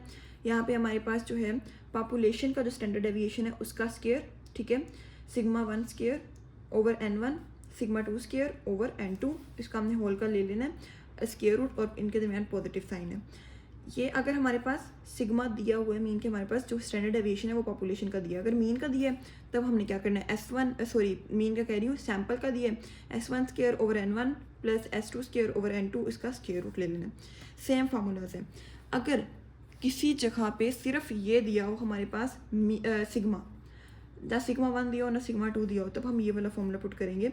ये फार्मूला ही याद करने वाले हैं और कुछ भी याद करने वाला इसमें नहीं है। Sigma square 1 over n1 plus 1 over n2, इसको जो हम पुट करेंगे तो वैल्यूज इसी तरह हम पुट करके आंसर निकाल लेंगे। अगर इन केस क्वेश्चन में हमारे पास जो है कोएफिशिएंट ऑफ कोरिलेशन जो है कोरिलेशन कोएफिशिएंट जिसको हम आर से नोट करते हैं वो दिया हो, तब हम क्या करते हैं, तब हम ये वाला फॉर्मूला यूज़ करेंगे मीन जिसमें आर हो। कुछ क्वेश्चंस होते हैं, वैसे मोस्टली नहीं होते, एक दो क्वेश्चन आ जाते हैं रैंडमली कि हमारे पास जिनमें आर हो, कोएफिशिएंट ऑफ कोरिलेशन हो, उसमें जब आपने ये फाइंड करना है मीन के standard error of mean of sample, difference of mean of sample जो है वो जब हमने फाइंड करना है, तब हम क्या करेंगे, हम इस तरह से फाइंड करेंगे, उसको हमने जी में पुट करेंगे, उसके बाद वही रेंज कैलकुलेट करेंगे और सारी चीज़ें हम उसको क्या करेंगे रेंज में देखेंगे और उसका आंसर निकाल देंगे। सेम वही चीज़ें हैं। अब क्वेश्चन नंबर 1 पे आते हैं। मैं जल्दी आपको स्टेटमेंट करवाती जाती हूँ, बाकी आपने सॉल्व साथ साथ करते जाना है। The mean of sample of 500 and 400। अब यहाँ पे 2 मीन दे दिए हैं, ठीक है, हमें 2 सैम्पल्स दिए हैं, उनके 2 मीन दिए हैं। यहाँ पे हमें अंदाज़ा हो जाएगा यहाँ पे 2 मीन है, 2 सैम्पल्स हैं, डिफरेंस लगेगा, डिफरेंस वाला हमने हाइपोथेसिस टेस्टिंग करनी है, ठीक है। अगर अकेला एक मीन वाला होता तब हम कहते हैं वो मीन वाला, मीन पॉपुलेशन वाला जो फॉर्मूला पड़ा है वो हम पुट करेंगे। हाँ, अब इसमें क्या है, डिफरेंस है, तो हमारे पास 2 दे दिए हैं, हमें क्वेश्चन समझ आ रही है कि हमारे पास 2 आ गया। The mean of sample of 500 and 400 are 11.5 and 10.9। Mean के हमारे पास 2 सैम्पल हैं, n1 n2, ठीक है, 2 सैम्पल हैं। उसमें से हमारे पास जो सैम्पल का मीन है, मीन के x बार 1, x1 बार और x2 बार, वो हमारे पास ये है। Can the samples be regarded as drawn from the population of standard deviation is equal to 5। Population का standard deviation which is sigma is equal to 5। अब हम कहते हैं कि हमारे पास जो सैम्पल्स हैं उनको हम ड्रा कर सकते हैं पॉपुलेशन से, और अल्फ़ा कह दिया 5%। अब हम कहते हैं कि हम जो सैम्पल्स हैं, ये जो सैम्पल्स हैं उसको, उसका जो स्टैंडर्ड डेविएशन है, या हमारे पास कोई भी सैम्पल्स हैं वो हमारे पास, हम इस पॉपुलेशन के स्टैंडर्ड डेविएशन जो इक्वल टू 5 है उससे ड्रॉ कर सकते हैं। इसको हम टेस्ट करेंगे। अच्छा, जब भी आपके पास डिफरेंस आ रहे हैं, हमारे पास मीन पॉपुलेशन के आएंगे, हमारे पास स्टैंडर्ड डेविएशन के आएंगे, हमारे पास प्रोपोर्शन के आएंगे, जब भी डिफरेंस आएंगे आपने क्या करना है, आपने चीज़ों को ईजी करने के लिए इस तरह इक्वल बना देना है। नल हाइपोथेसिस में आपने हर जगह इक्वल बना देना। हाँ, कुछ केसेस में एक दो जगह ये होता है कि कंडीशन चेंज हो जाती है, बट मोस्टली जब डिफरेंस लिखा है ना क्वेश्चन में, तब आपने क्या करना है, डिफरेंस बना देना, ठीक है। इस तरह से आपने क्या करना है, दोनों को इक्वल ले लेना है। अब n1 दिया है, n2 दिया है, x1 बार दिया है, x2 बार दिया है, और स्टैंडर्ड डेविएशन सिग्मा दे दिया, अल्फ़ा भी दिया हुआ है। ये सारी चीज़ें मैंने इधर पुट कर ली। पहले स्टेप जो है मैंने क्या किया, नल हाइपोथेसिस। मैंने क्या कहा, जो पॉपुलेशन की जो मीन्स हैं वो आपस में क्या है, इक्वल है। उसके ऑपोजिट हमारे पास क्या आ जाएगा, H1 विच इज़ 2 टेल्ड हो जाएगा, ठीक है। इक्वल नहीं है, हमारे पास ग्रेटर भी हो सकते हैं और स्मॉलर भी हो सकते हैं एक दूसरे से। अब हमारे पास level of significance alpha is equal to 0.05। Test statistic, वही फॉर्मूलाज लिखे हैं मैंने जो हमने पीछे पढ़े हैं। अब यहाँ पे जस्ट एक ही सिग्मा दिया है, ठीक है, सिग्मा 1 सिग्मा 2 नहीं दिया, तो हमने वही वाला फॉर्मूला जो मैंने आपको कहा था कि हमने कौन सा फॉर्मूला, ये वाला फॉर्मूला, पहले ये देन ये, फिर हम इससे कैलकुलेट करेंगे और इसमें पुट कर देंगे और आंसर आ जाएगा। वो वाला फॉर्मूला मैंने लिख लिया इधर, ठीक है। अब क्या हुआ, कैलकुलेशन वही सेम चीज़ें, उसके अंदर मैंने सिग्मा की जो वैल्यू वो पुट की, 1/n1 की वैल्यू पुट की और ये आंसर आ गया। अब इसको मैंने इसमें पुट कर दिया। अच्छा, यहाँ पे जो चीज़ देखने वाली है वो ये है कि x1 बार इसकी वैल्यू दी हुई है, x2 बार की वैल्यू है माइनस, मैंने क्या कहा है, यहाँ पे 2 आएगा, सॉरी, ठीक है। अब मैंने क्या कहा है कि μ1 हाइपोथेसिस में इज इक्वल टू μ2। अगर हम μ1 की जगह μ2 पुट कर दूँ तो μ2 माइनस μ2 0, तो 0 आ जाएगा। तो इसलिए मैंने क्या किया, लास्ट पे ये वैल्यू नहीं लिखी, तो ये क्या हो जाएगा, सारा 0 हो जाएगा। x1 bar minus x2 bar over standard error of difference of mean populations. अच्छा, अब आपको यहाँ पे समझ आए कि मैंने क्यों इनको इक्वल लिया था, ताकि मेरी यहाँ पे कैलकुलेशन आसान हो जाए। मैंने कैलकुलेशन की, मेरा आंसर क्या आ गया 1.79। अब क्या है हमारे पास, मेरा आंसर 1.79 आ गया। अब क्रिटिकल वैल्यू जो है वो 1.96 है, ये उससे छोटा है, तो मैं कहती हूँ एच नोड एक्सेप्ट हो गया। एच नोड में क्या कहा था कि μ1 जो है वो μ2 के इक्वल है, तो हम यहाँ पे कहते हैं yes the samples can be drawn regarded as drawn from the population of standard deviation of 5। ये हमारे पास क्या आ जाएगा, कंक्लूजन आ जाएगा, रिजल्ट आ जाएगा। समझ आई इस बात की, बहुत आसान है। Next, random samples of sale. अच्छा, यहाँ पे आपने थोड़ी चीज़ें ध्यान से देखनी है आसान ही, बस कुछ चीज़ें डिफरेंट है। सेम प्रोसीजर है, बट यहाँ पे हम देखेंगे कि हमारे पास माइनस का क्या रूल है, जो मैंने आपको पहले बताया था। Random sample of sale receipts are studied for in store. हमारे पास एक इन स्टोर सेल्स है और एक मेल ऑर्डर सेल्स है, ठीक है। अब ये इनमें हमारे पास डाटा दिया हुआ है। इन स्टोर में हमारे पास N1 क्या है, इन स्टोर को हमने N1 60, X1 बार 75.60, देन S1 25, ये सारी वैल्यूज़ दे दी हैं। हमने क्या कंक्लूड करना है, हमने कंक्लूड करना है डू द डाटा इंडिकेट। ये जो डाटा है ये इंडिकेट क्या कर रहा है, डू कर रहा है, पूछ रहा है वो question, that mean amount for the mail order purchases is significantly higher than for the in store purchases. वो कहता है कि हमारे पास जो हमें पूरा डाटा है उसमें से आपको क्या लगता है कि इसका जो है हमारे पास μ2 जो है, मतलब मीन जो है, मीन जो है पॉपुलेशन का मीन ही होता है ना, सैंपल का तो दिया हुआ ऑलरेडी। जो मेल ऑर्डर है उसका जो हमारे पास मीन है, मीन के μ2 है, वो हमारे पास μ1 से बड़ा है या नहीं है, मीन के इस तरह से। ये क्या पूछ रहा है हमसे कि हमने इसको क्या करना है, जस्टिफाई करना है। अब मैंने क्वेश्चन को आसान करने के लिए एच नोट की जगह क्या पुट कर दिया, एच μ1 इज इक्वल टू μ2। अगर ये हमारे पास रिजेक्ट होगा तो हम कहेंगे हाँ ये ठीक है, अगर ये नहीं रिजेक्ट होगा तो हम कहेंगे नहीं ये गलत है, ठीक है। मीन कि अगर ये चीज़ हमारे पास एक्सेप्ट होती है एच नोट, तो ये चीज़ रिजेक्ट हो जाएगी कि μ2 इज़ ग्रेटर देन μ1। अगर हमारे पास ये चीज़ रिजेक्ट हो जाएगी तो हम कहते हैं ऑब्वियसली बात है करेक्ट हो जाएगी, मीन के H1 ऑल्टरनेटिव हाइपोथेसिस क्या हो जाएगा, करेक्ट हो जाएगा। अब यहाँ पे एच नोट मैंने ले लिया μ1 इज इक्वल टू μ2, ताकि मेरा क्वेश्चन आसानी हो, उसमें मैं पुट करूँ और हमारा आंसर जल्दी आ जाए। H1 क्या है, वही ये वाली चीज़। अब यहाँ पे आपने, आप कहोगे मैं तो ये भी कर सकता हूँ नॉट इक्वल टू μ2, नो, यहाँ पे आपने वो कंडीशन अप्लाई करनी है जो आपके पास क्वेश्चन में पूछी गई है।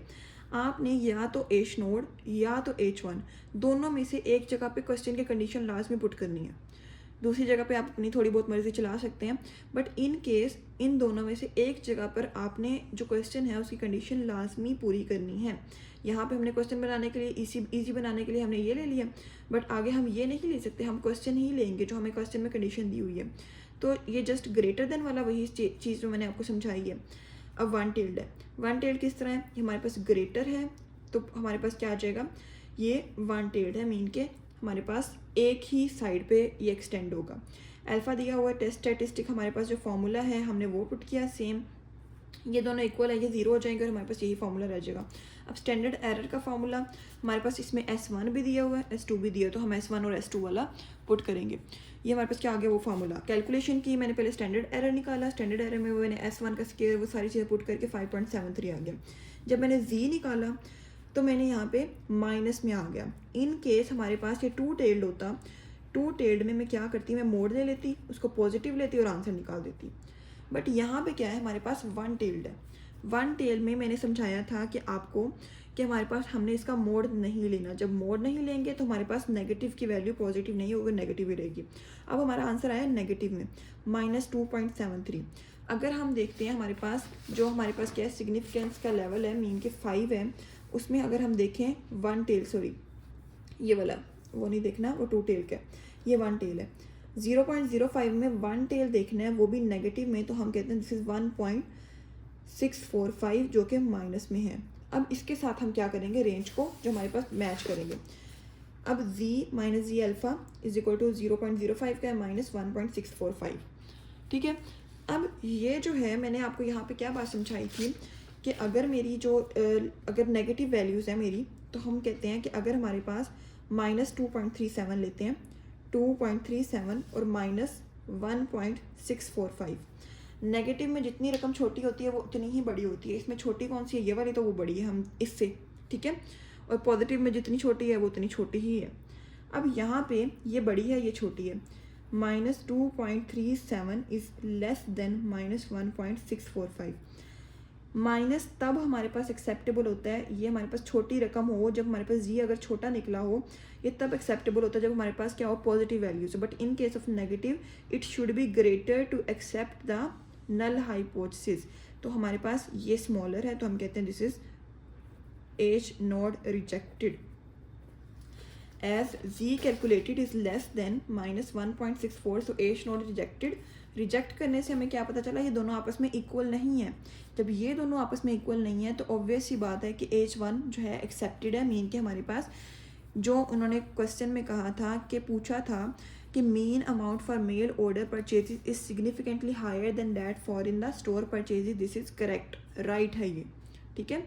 तो हम कहते हैं it concludes that mean amount for the mail order is higher than in store purchases. ये समझ आ गई इस बात की। अब आते हैं नेक्स्ट क्वेश्चन पे।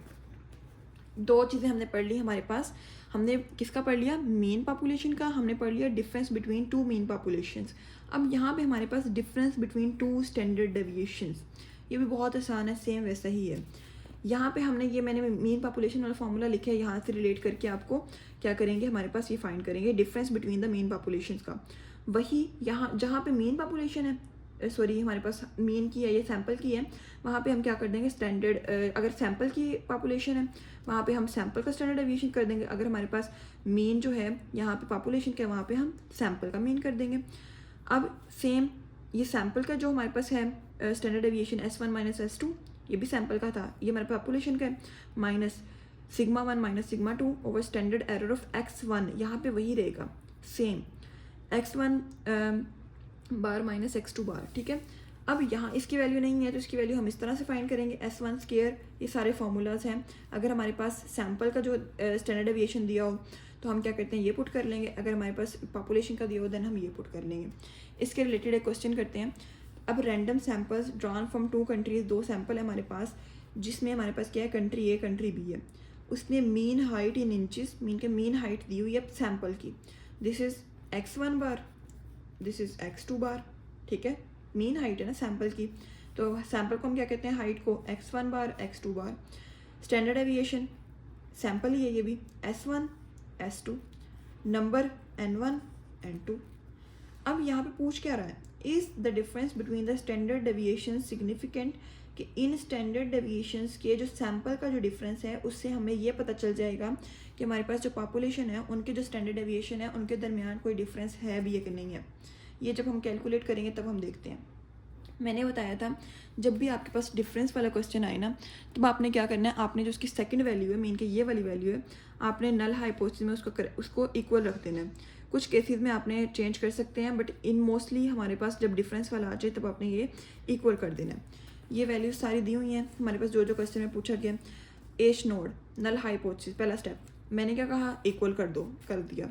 अब क्वेश्चन में कोई कंडीशन नहीं है कि हमारे पास ये ग्रेटर रखो या स्मॉलर रखो, जैसे हमारे पास लास्ट टाइम था, इसलिए हम कहते हैं नॉट इक्वल। नॉट इक्वल आया तो टू टेल्ड मीन के ग्रेटर भी हो सकते हैं, लार्जर भी हो सकते हैं। लेवल ऑफ सिग्निफिकेंस नहीं दिया हुआ तो हम क्या कहते हैं 5%, 0.05। टेस्ट स्टैटिस्टिक वही फॉर्मूलाज पुट किए, ठीक है। पहले हमने ये फाइंड किया, सारा फाइंड करने के बाद या ये तो ज़ीरो हो जाएगा क्योंकि ये दोनों सेम है आपस में, तो ज़ीरो हो जाएगा, बाकी ये फार्मूला रह जाएगा।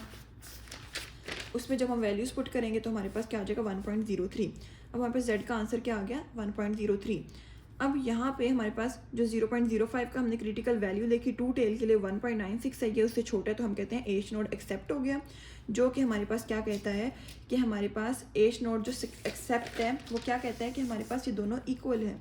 जब ये दोनों इक्वल हैं तो इनके दरमियान कोई भी डिफरेंस नहीं होगा। Is the difference between the standard deviations significant?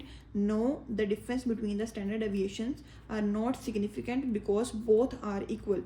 हमारे पास null hypothesis accept हुई है तो हम कहते हैं कि वो both दो हमारे पास दोनों है ना, वो हमारे पास क्या accepted है, मीन के हमारे पास equal हैं, इसी वजह से हम कहते हैं कि इनके दरमियान significant difference नहीं है। इस बात की समझ आ गई। अब fourth point, testing hypothesis about the population proportion। अब जो तीन चीज़ें थी, mean population, difference between the mean population, और हमारे पास क्या था कि हमारे पास स्टैंडर्ड डेविएशन के दरमियान जो डिफरेंस है वो हमने सॉल्व कर लिया तीन चीज़ें। अब यहाँ पे दो चीज़ें जो आपस में रिलेटेड है, they are the population proportion, और इसके बाद हम पढ़ेंगे difference between the population proportion. Same है, बहुत आसान है। What is proportion? हमने प्रोबेबिलिटी का चैप्टर पहले ही कंप्लीट कर लिया है। प्रोबेबिलिटी हम क्या कहते हैं, मैं अगर कोई इनको टॉस करती हूँ, मैं कहती हूँ या तो हेड आएगा या तो टेल आएगा।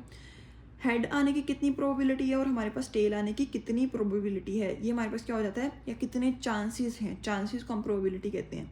तो हमारे पास क्या होता है, दिस इज़ प्रोबेबिलिटी। जो प्रोपोर्शन है वो भी हमारे पास प्रोबेबिलिटी की तरह ही होता है, ठीक है। इसमें जैसे क्लास है, उसमें 100 स्टूडेंट्स हैं, उसमें मैं कहती हूँ 40 जो गर्ल्स हैं और 60 बॉयज़ हैं। अब प्रोपोर्शन बताओ गर्ल्स का, हमने क्या किया, 40 डिवाइड बाई 100, 40 जो गर्ल्स हैं उसको मैंने टोटल पे डिवाइड कर दिया। बॉयज़ का बताओ, 60 को मैंने 100 पे डिवाइड कर दिया। हम प्रोबेबिलिटी में भी ऐसे ही करते हैं ना, हमारे पास जो भी वैल्यू होती है मीन के, जो हमने फाइंड करनी होती है ऊपर, और टोटल के साथ हम उसको डिवाइड कर देते हैं। सेम इसलिए हम कहते हैं जो प्रोपोर्शन होता है वो हमारे पास प्रोबेबिलिटी जैसा होता है। अब इसके लिए हमारे पास वही कि हमारे पास जस्ट फॉर्मूला ही चेंज होगा, बाकी सारी चीज़ें हम क्वेश्चन के अकॉर्डिंग ही करेंगे और सारी चीज़ें वैसे सेम टू सेम रहेंगी। फॉर्मूला क्या होता है, Z mod is equal to small P, ये स्मॉल पी है, ये ग्रेटर पी है, लार्जर पी, ठीक है, कैपिटल पी है, और ये हमारे पास standard error of small P है। अब स्मॉल पी क्या है, सैम्पल की प्रपोर्शन। जैसे हमने क्या पढ़ा था, हमने जब पढ़ा था मीन वाला, तो हमने क्या कहा था, Z is equal to x bar minus mu, इसका mod over standard error of sample का। ये क्या था, सैम्पल का मीन, ये क्या था, पॉपुलेशन का मीन। यही सेम, सैम्पल की प्रपोर्शन, पॉपुलेशन की प्रपोर्शन ओवर सैम्पल की प्रपोर्शन जो है वो हमारे पास स्टैंडर्ड एरर आ जाएगा। अब ये तो हमें दिए होंगे, हमने कैलकुलेट कर लिए होंगे। अब स्टैंडर्ड एरर किस तरह से, स्मॉल पी और स्मॉल क्यू को जब मल्टीप्लाई करेंगे डिवाइडेड बाय एन, ठीक है। अगर हमारे पास कैपिटल पी कैपिटल क्यू को करेंगे डिवाइडेड बाय एन, तो हमारे पास ये आ जाएगा। अब पी तो हम निकाल लेंगे ऑलरेडी, क्यू कैसे निकालेंगे, क्यू तो क्वेश्चन में है नहीं, तो पी में से 1 minus P, this is Q, Q capital Q, 1 minus P, ये पॉपुलेशन वाला, ये हमारे पास कौन सा, सैम्पल वाला। अब यहाँ पे जो प्रो टिप है किसी भी क्वेश्चन को सॉल्व करने की, जो कि प्रपोर्शन से रिलेटेड हो, प्रोबेबिलिटी से रिलेटेड हो, इस तरह का, सबसे पहले हम क्या फाइंड करेंगे, पहले P capital P, small P, या लार्ज क्यू फाइंड कर लो, कैपिटल क्यू फाइंड कर लो, या हमारे पास स्मॉल क्यू फाइंड कर लो, एक फाइंड कर लो, ठीक है। बट कैपिटल पी और स्मॉल पी दोनों फाइंड करने हैं। अब इसको हम ना क्वेश्चन से देखते हैं तब आपको ज़्यादा समझ आ जाएगी। हमारे पास इसका जो क्वेश्चन है वो हमारे पास क्या है, first of all in a random sample of 120, हमारे पास एक सैम्पल है 120 का, ठीक है, सैम्पल दे दिया, उसमें 120 मीन के एन आ गया। Let x designated the defected parts, उसमें से एक्स जो है वो हमारे पास डिफेक्टेड पार्ट्स हैं, जो कि 10 आर डिफेक्टिव, 10 क्या है हमारे पास डिफेक्टिव, उनको हमने एक्स बोल दिया। Let P be the true proportion, mean कि हमने एक पी ले लिया capital P, that are defective.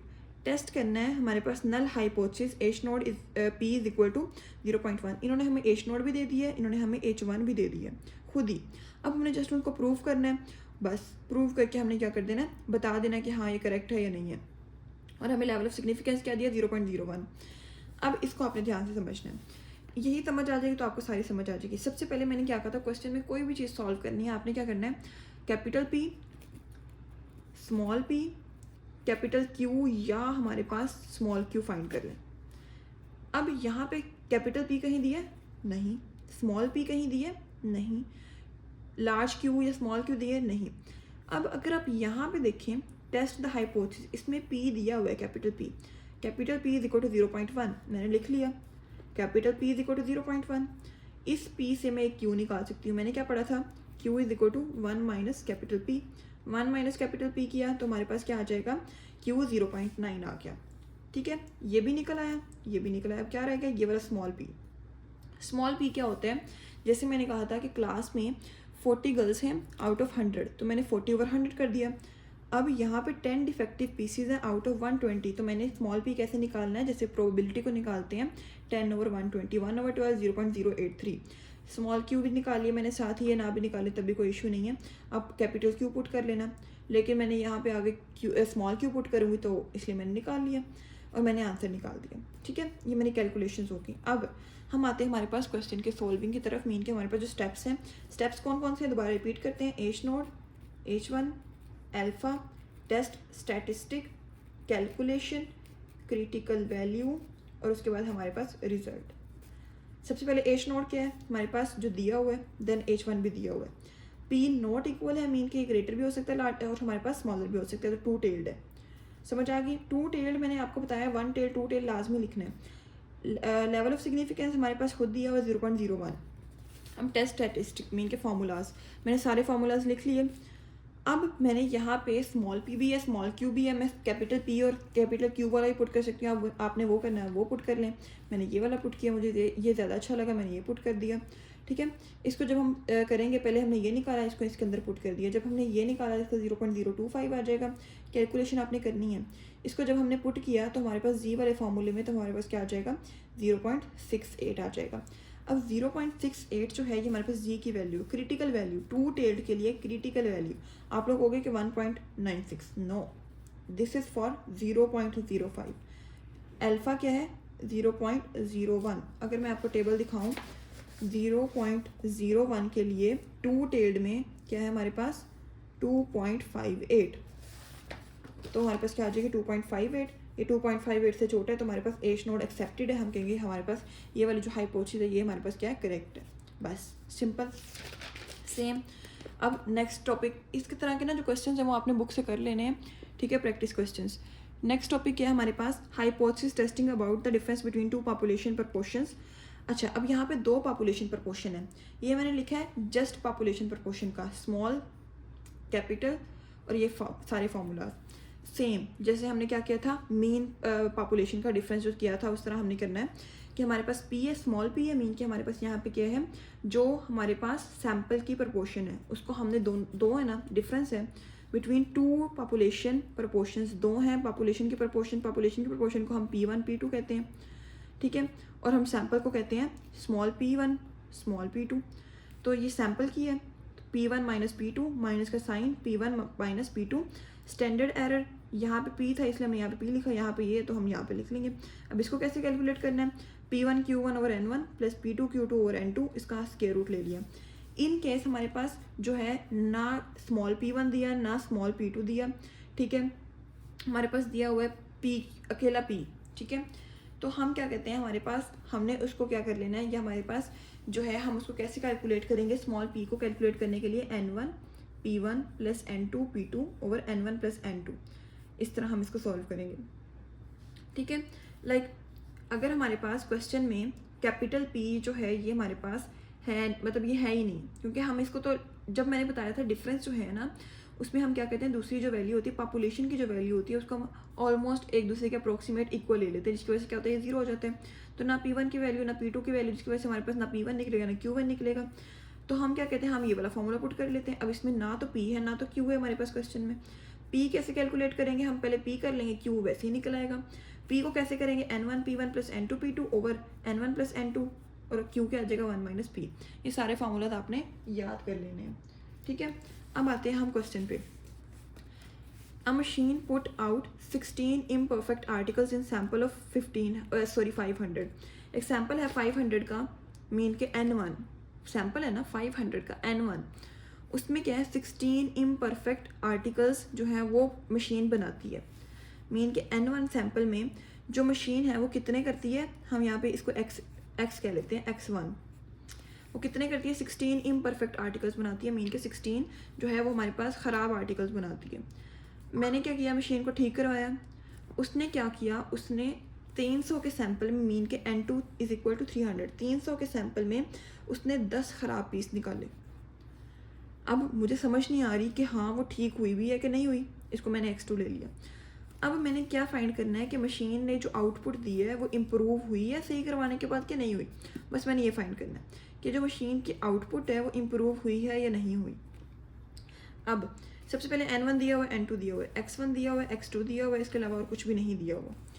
P, sample का P किस तरह से फाइंड करना है, मैंने आपको बताया था कि हमारे पास जो सैम्पल का P होता है, जो यहाँ पे X होता है, मीन के हमारे पास कोई भी यहाँ पे वैल्यू होती है जो हमारे पास सैम्पल में होती है उसको हम डिनोट करते हैं। मीन के 16 है ना, 16 डिफेक्टिव है आउट ऑफ 500, तो हमने इस तरह ले लिया तो हमारे पास आंसर आ गया। P2 सेम 10 है आउट ऑफ 300, तो हमारे पास ये आंसर आ गया। Q1 किस तरह से निकल आएगा, 1 माइनस P1। ठीक है, तो हमारे पास ये निकल आया 1 माइनस P2, Q2 निकल आ जाएगा। ये हमारे पास P1 भी निकल आया, Q1 भी निकल आया। मैंने कहा था जब भी हमारे पास कोई भी डिफरेंस आए तब हमने क्या करना है, हमने जो पॉपुलेशन वाली चीज़ें होती हैं उसको मैंने इक्वल ले लिया। मैंने एच नोड में क्या किया, P1 is equal to P2। ठीक है, ताकि मेरा क्वेश्चन आसान हो जाए। अब मैं यहाँ पे कहती हूँ कि मैं तो इसको क्या कहती हूँ, नॉट इक्वल टू, बट मैंने यहाँ पे एक बात की थी, हमने क्वेश्चन की जो स्टेटमेंट है ना उसको कहीं ना कहीं फिट करना है, चाहे एच नोड में कर दे चाहे H1 में कर दे। एक मशीन है, मैंने उसको ठीक करवाया, या तो इम्प्रूव हो जाएगी, ठीक करवाया इम्प्रूव हुई तो P1 मीन के डिफेक्टिव जो होंगे, जो हमारे पास निकलेगा, हमारे पास जो होंगे डिफेक्टिव हो जाएंगे वो कम हो जाएंगे, जिसकी वजह से क्या होगा, P1 जो है वो इम्प्रूव हो जाएगा। ठीक है, मशीन जो है वो इम्प्रूव होगी ना एज़ कम्पेयर टू कंडीशन जो थी उसकी। अगर वो इम्प्रूव नहीं हुई तो जो हमारे पास P1 है वो लेस देन और इक्वल टू आ जाएगा। जैसे अगर मैं कहती हूँ कि हमारे पास मैंने मशीन है, वो पहले कितने बना रही थी, डिफेक्टिव पीसीस जो थे हमारे पास पहले वो कितने बना रही थी, 2 बना रही थी। ठीक है, अब मैंने क्या किया, उसको मैंने रिपेयर करवाया। ठीक है, जब मैं रिपेयर करवा लूँगी तो वो क्या होगा, वो कम कर देगी। अगर वो इम्प्रूव हुई है तो वो कम कर देगी, मीन के हमारे पास क्या हो जाएगा, 1 हो जाएगा, ये 0 हो जाएंगे उसके डिफेक्टिव पीसीस। अगर इम्प्रूव नहीं होगी या तो वो उतने ही रह जाएंगे या उससे ज़्यादा हो जाएंगे डिफेक्टिव। तो इसलिए हम कहते हैं अगर वो इम्प्रूव हो जाती है तो ये जो P1 होता है ये ग्रेटर हो जाता है P2 के। किस तरह से, लाइक P1 जो है, अगर मैं आपको दिखाऊँ, पहले मशीन क्या थी, पहले मशीन जो आर्टिकल्स हमारे पास पुट करती थी, मीन के हमारे पास हमें ख़राब आर्टिकल देती थी वो ज़्यादा देती थी। जब हमने एक सही करवा लिया तो क्या रहा, कम दे रही है, मीन के हमारे पास जो इम्प्रूव हो गई है तो हमारे पास जो आर्टिकल्स है कम कौन दे रही है, हमारे पास जो सेकंड वाली मीन के हमारे पास जो मशीन है वो कम देगी। तो हम कहते हैं इस तरह P1 वाली ज़्यादा दे रही है, ठीक है, तो P2 वाली कम देगी। अब यहाँ पे मतलब इम्प्रूव होने के बाद जो है हमारे पास क्या हो रही है, आर्टिकल्स जो हैं डिफेक्टिव आर्टिकल्स हम हमें कम मिल रहे हैं, और हमारे पास क्या है, जो इम्प्रूव होने से पहले का है वो हमारे पास क्या है, ज़्यादा डिफेक्टिव पीसीज है। तो हमने क्या किया, हमने इसको ले लिया। अब इसको हमने प्रूव करना है, जैसे ऊपर लिखा हुआ है कि मशीन की आउटपुट इम्प्रूव हुई है कि नहीं हुई। लेवल ऑफ सिग्निफिकेंस दिया हुआ है 0.05। नेक्स्ट आते हैं टेस्ट स्टैटिस्टिक, मीन के फार्मूलाज लिखे मैंने सारे। अब यहाँ पे P1 P2 ये दोनों तो हैं, ये 0 हो जाएंगे, इक्वल हैं, 0 हो जाएंगे तो हमारे पास ये फार्मूला रह जाएगा। हमने पढ़ा था कि ये वाला फार्मूला है P1 वाला, ये वाला, इसमें P1 चाहिए P2 चाहिए, जब है ही नहीं है, ये इक्वल है आपस में, Q1 नहीं निकल सकता, तो फिर हम क्या कहते हैं, ये वाला फार्मूला। इस फार्मूले में P पहले हमें ढूंढना पड़ना है, पहले P का फार्मूला पुट करके हम P निकालेंगे, देन Q, और उसके अंदर पुट करके आंसर्स। इस तरह मैंने सारे फार्मूलाज लिख लिए हैं। पहले मैंने P निकाला, P में N1 पुट किया, P1 पुट किया, प्लस N2 पुट किया, P2 पुट किया, ये निकाल दिया। ठीक है, और उसके बाद मैंने क्या किया, Q भी मैंने निकाल लिया। ये स्टैंडर्ड एरर जो है, ये मैंने सारे हमारे पास जो इसमें फार्मूलाज पुट किए हैं, ये तो हमारे पास 0 हो जाएगा ना, तो हमारे पास ये रह जाएगा और ये रह जाएगा। तो इसमें जब मैंने फार्मूलाज पुट किए स्टैंडर्ड एरर निकालने के, ये वाले, उसके बाद मैंने इसमें पुट कर दिया, जी की वैल्यू निकाल ली। जी की वैल्यू निकाली तो क्या होगा, -0.100। और अगर हम 0.05 की देखें इन द वन टेल में 0.05 की देखें तो 1.645 है। ये वैल्यू नेगेटिव में आएंगे तो ये नेगेटिव। ठीक है, अब ये जो नेगेटिव है हमारे पास, ये तो बड़ा है इससे।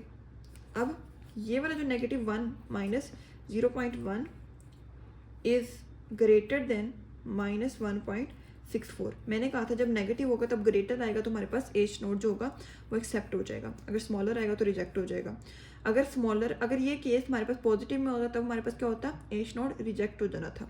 ठीक है, ये थोड़े बहुत डिफरेंस आपने देख लेने हैं कि हमारे पास इस तरह करेंगे, एज जो हमारे पास जी कैलकुलेटेड है वो ग्रेटर है, तो H naught accepted and concludes that H naught accept हो गया। जो हमने क्या कहा था कि दोनों इक्वल है, मीन के इम्प्रूव नहीं हुई, कि पहले भी वो इतने, अगर वो 3 डिफेक्टिव पीसीस पहले दे रहा तो बाद में भी 3 ही दे रहा है। ठीक है, वो इम्प्रूव नहीं हुई है। तो यहाँ पे हम लिखेंगे it concludes that the machine output has not improved after the overhauling. अच्छा, अब यहाँ पे ना एक चीज़ समझाने वाली है, LCM। अब यहाँ पे अगर मैं आपको बताऊँ, इधर भी नहीं, हाँ इधर ही ले लेते हैं। ये जो है आपका LCM वाला, अब क्या करेंगे स्टूडेंट्स, यहाँ पे ये जो हमारे पास क्वेश्चन है ना, ये P कैसे है, N1, ये तो पहले ही LCM लिया हुआ है, किसी और में देखते हैं। आपको सिंपल तरीके से LCM लेना किस तरह से आएगा, क्योंकि क्वेश्चन में मैंने उस तरह लिया हुआ है, अगर आप लोगों ने जब क्वेश्चन करने हैं तो आप लोगों को डाउट होगा, फिर आप लोग मुझसे बार बार फिर मैसेज करेंगे कि ये क्या किया, किस तरह से किया। अच्छा, यहाँ पे आते हैं, ये देखें ये वाला, इसमें किस तरह से आपने फाइंड करना है। अब ये मेरे पास एक वैल्यू मैंने लिख ली है, √√, 2.58 इसका square plus 2.5 square over 2000 over 1200। अब इसका एलसीएम, अब क्या करते हैं स्टूडेंट्स, इनको मल्टीप्लाई करेंगे, ठीक है, 2000 हो जाएगा, ये हमारे पास 2400 हो जाएगा। अब इसका एलसीएम लेने बैठ जाएंगे, वो पूरी हम कहते हैं उसको फैक्टराइजेशन करने बैठ जाएंगे, फिर ऊपर से मल्टीप्लाई करेंगे कट करके, वो चीज़ नहीं करनी। आपने क्या करना है, इस वाली चीज़ को इसके साथ मल्टीप्लाई कर दें, इस वाली चीज़ को इसके साथ मल्टीप्लाई कर दें। किस तरह से, 2.58 का स्क्वायर वैसे का वैसे है, ये क्या है 2 क्रॉस 12 2400 इधर आ गया, प्लस ये सारी इस तरह ब्रैकेट लगा देनी है, इनको मल्टीप्लाई करके आपने प्लस करना है, ये नहीं करना कि 2400 के सारे को प्लस करके बैठे हो। 2.5 का स्क्वायर, ये क्रॉस 2000, ये सिंगल आ गया, ये 2000 क्रॉस 2400। अब इसको सॉल्व कर लें, पहले इसको सॉल्व करें फिर इसको सॉल्व करें, इन दोनों को प्लस करें, इस पर डिवाइड कर दें और आपका इसका स्क्वायर रूट का आंसर ले लें। इसी तरह मैंने अपने क्वेश्चन में किया हुआ है, ठीक है। अगर किसी को फिर भी कोई कन्फ्यूजन होती है किसी भी टॉपिक में, देन मुझसे वो कॉन्टैक्ट कर सकते हैं। बाकी मैंने ये आपको समझा दिया मैंने किस तरह से एलसीएम लिए हुए हैं, ठीक है। ये डायरेक्ट बुक वाले मेथड नहीं यूज़ किए हुए कि डायरेक्ट सारी चीज़ें की हुई हैं, ये इसको प्रॉपरली सॉल्व किया गया, किस तरह से सॉल्व होता है किस तरह से नहीं होता, कैलकुलेटर से और बाकी डिफरेंट मेथड से, ठीक है। ये हमारे पास कंप्लीट था हाइपोथेसिस टेस्टिंग। ये आपका ना चैप्टर 7 पूरा कंप्लीट हो गया, इसके अब कोई भी टॉपिक नहीं रहा कि आपको जो एक्सप्लेन करवाने वाला है। इंशाल्लाह नेक्स्ट जो है चैप्टर 8 जो कि हमारे पास टेस्टिंग है, काई स्क्वायर वाले, टी टेस्ट वाले, जीएफ टेस्ट वाले सारे हम बाद में पढ़ेंगे। पहले इसको आपने अच्छे से करना है, ठीक है। इसमें कोई भी डिफ़िकल्टी हो, कन्फ्यूजन हो, कुछ भी हो, कोई क्वेश्चन नहीं समझ आ रहा, कोई मिस्टेक हो जो मतलब, क्योंकि मैं भी तो इंसान ही हूँ ना, जब मैं नोट्स बनाती हूँ हैंड रिटन कुछ चीज़ें रह जाती हैं इंसान की, तो अगर कुछ भी आपको इस तरह का डाउट फील होता है देन आप मुझे बताएं, और अगर आपको किसी बात की कोई नहीं समझ आती देन आप मुझसे पूछ लें। और डिस्क्रिप्शन में व्हाट्सएप ग्रुप का लिंक है, वहाँ से ज्वाइन करके आप नोट्स भी ले सकते हैं, इसके मैं नोट्स बना दूँगी, आप मुझसे कॉन्टैक्ट करके ले सकते हैं, ठीक है। जज़ाकल्लाह।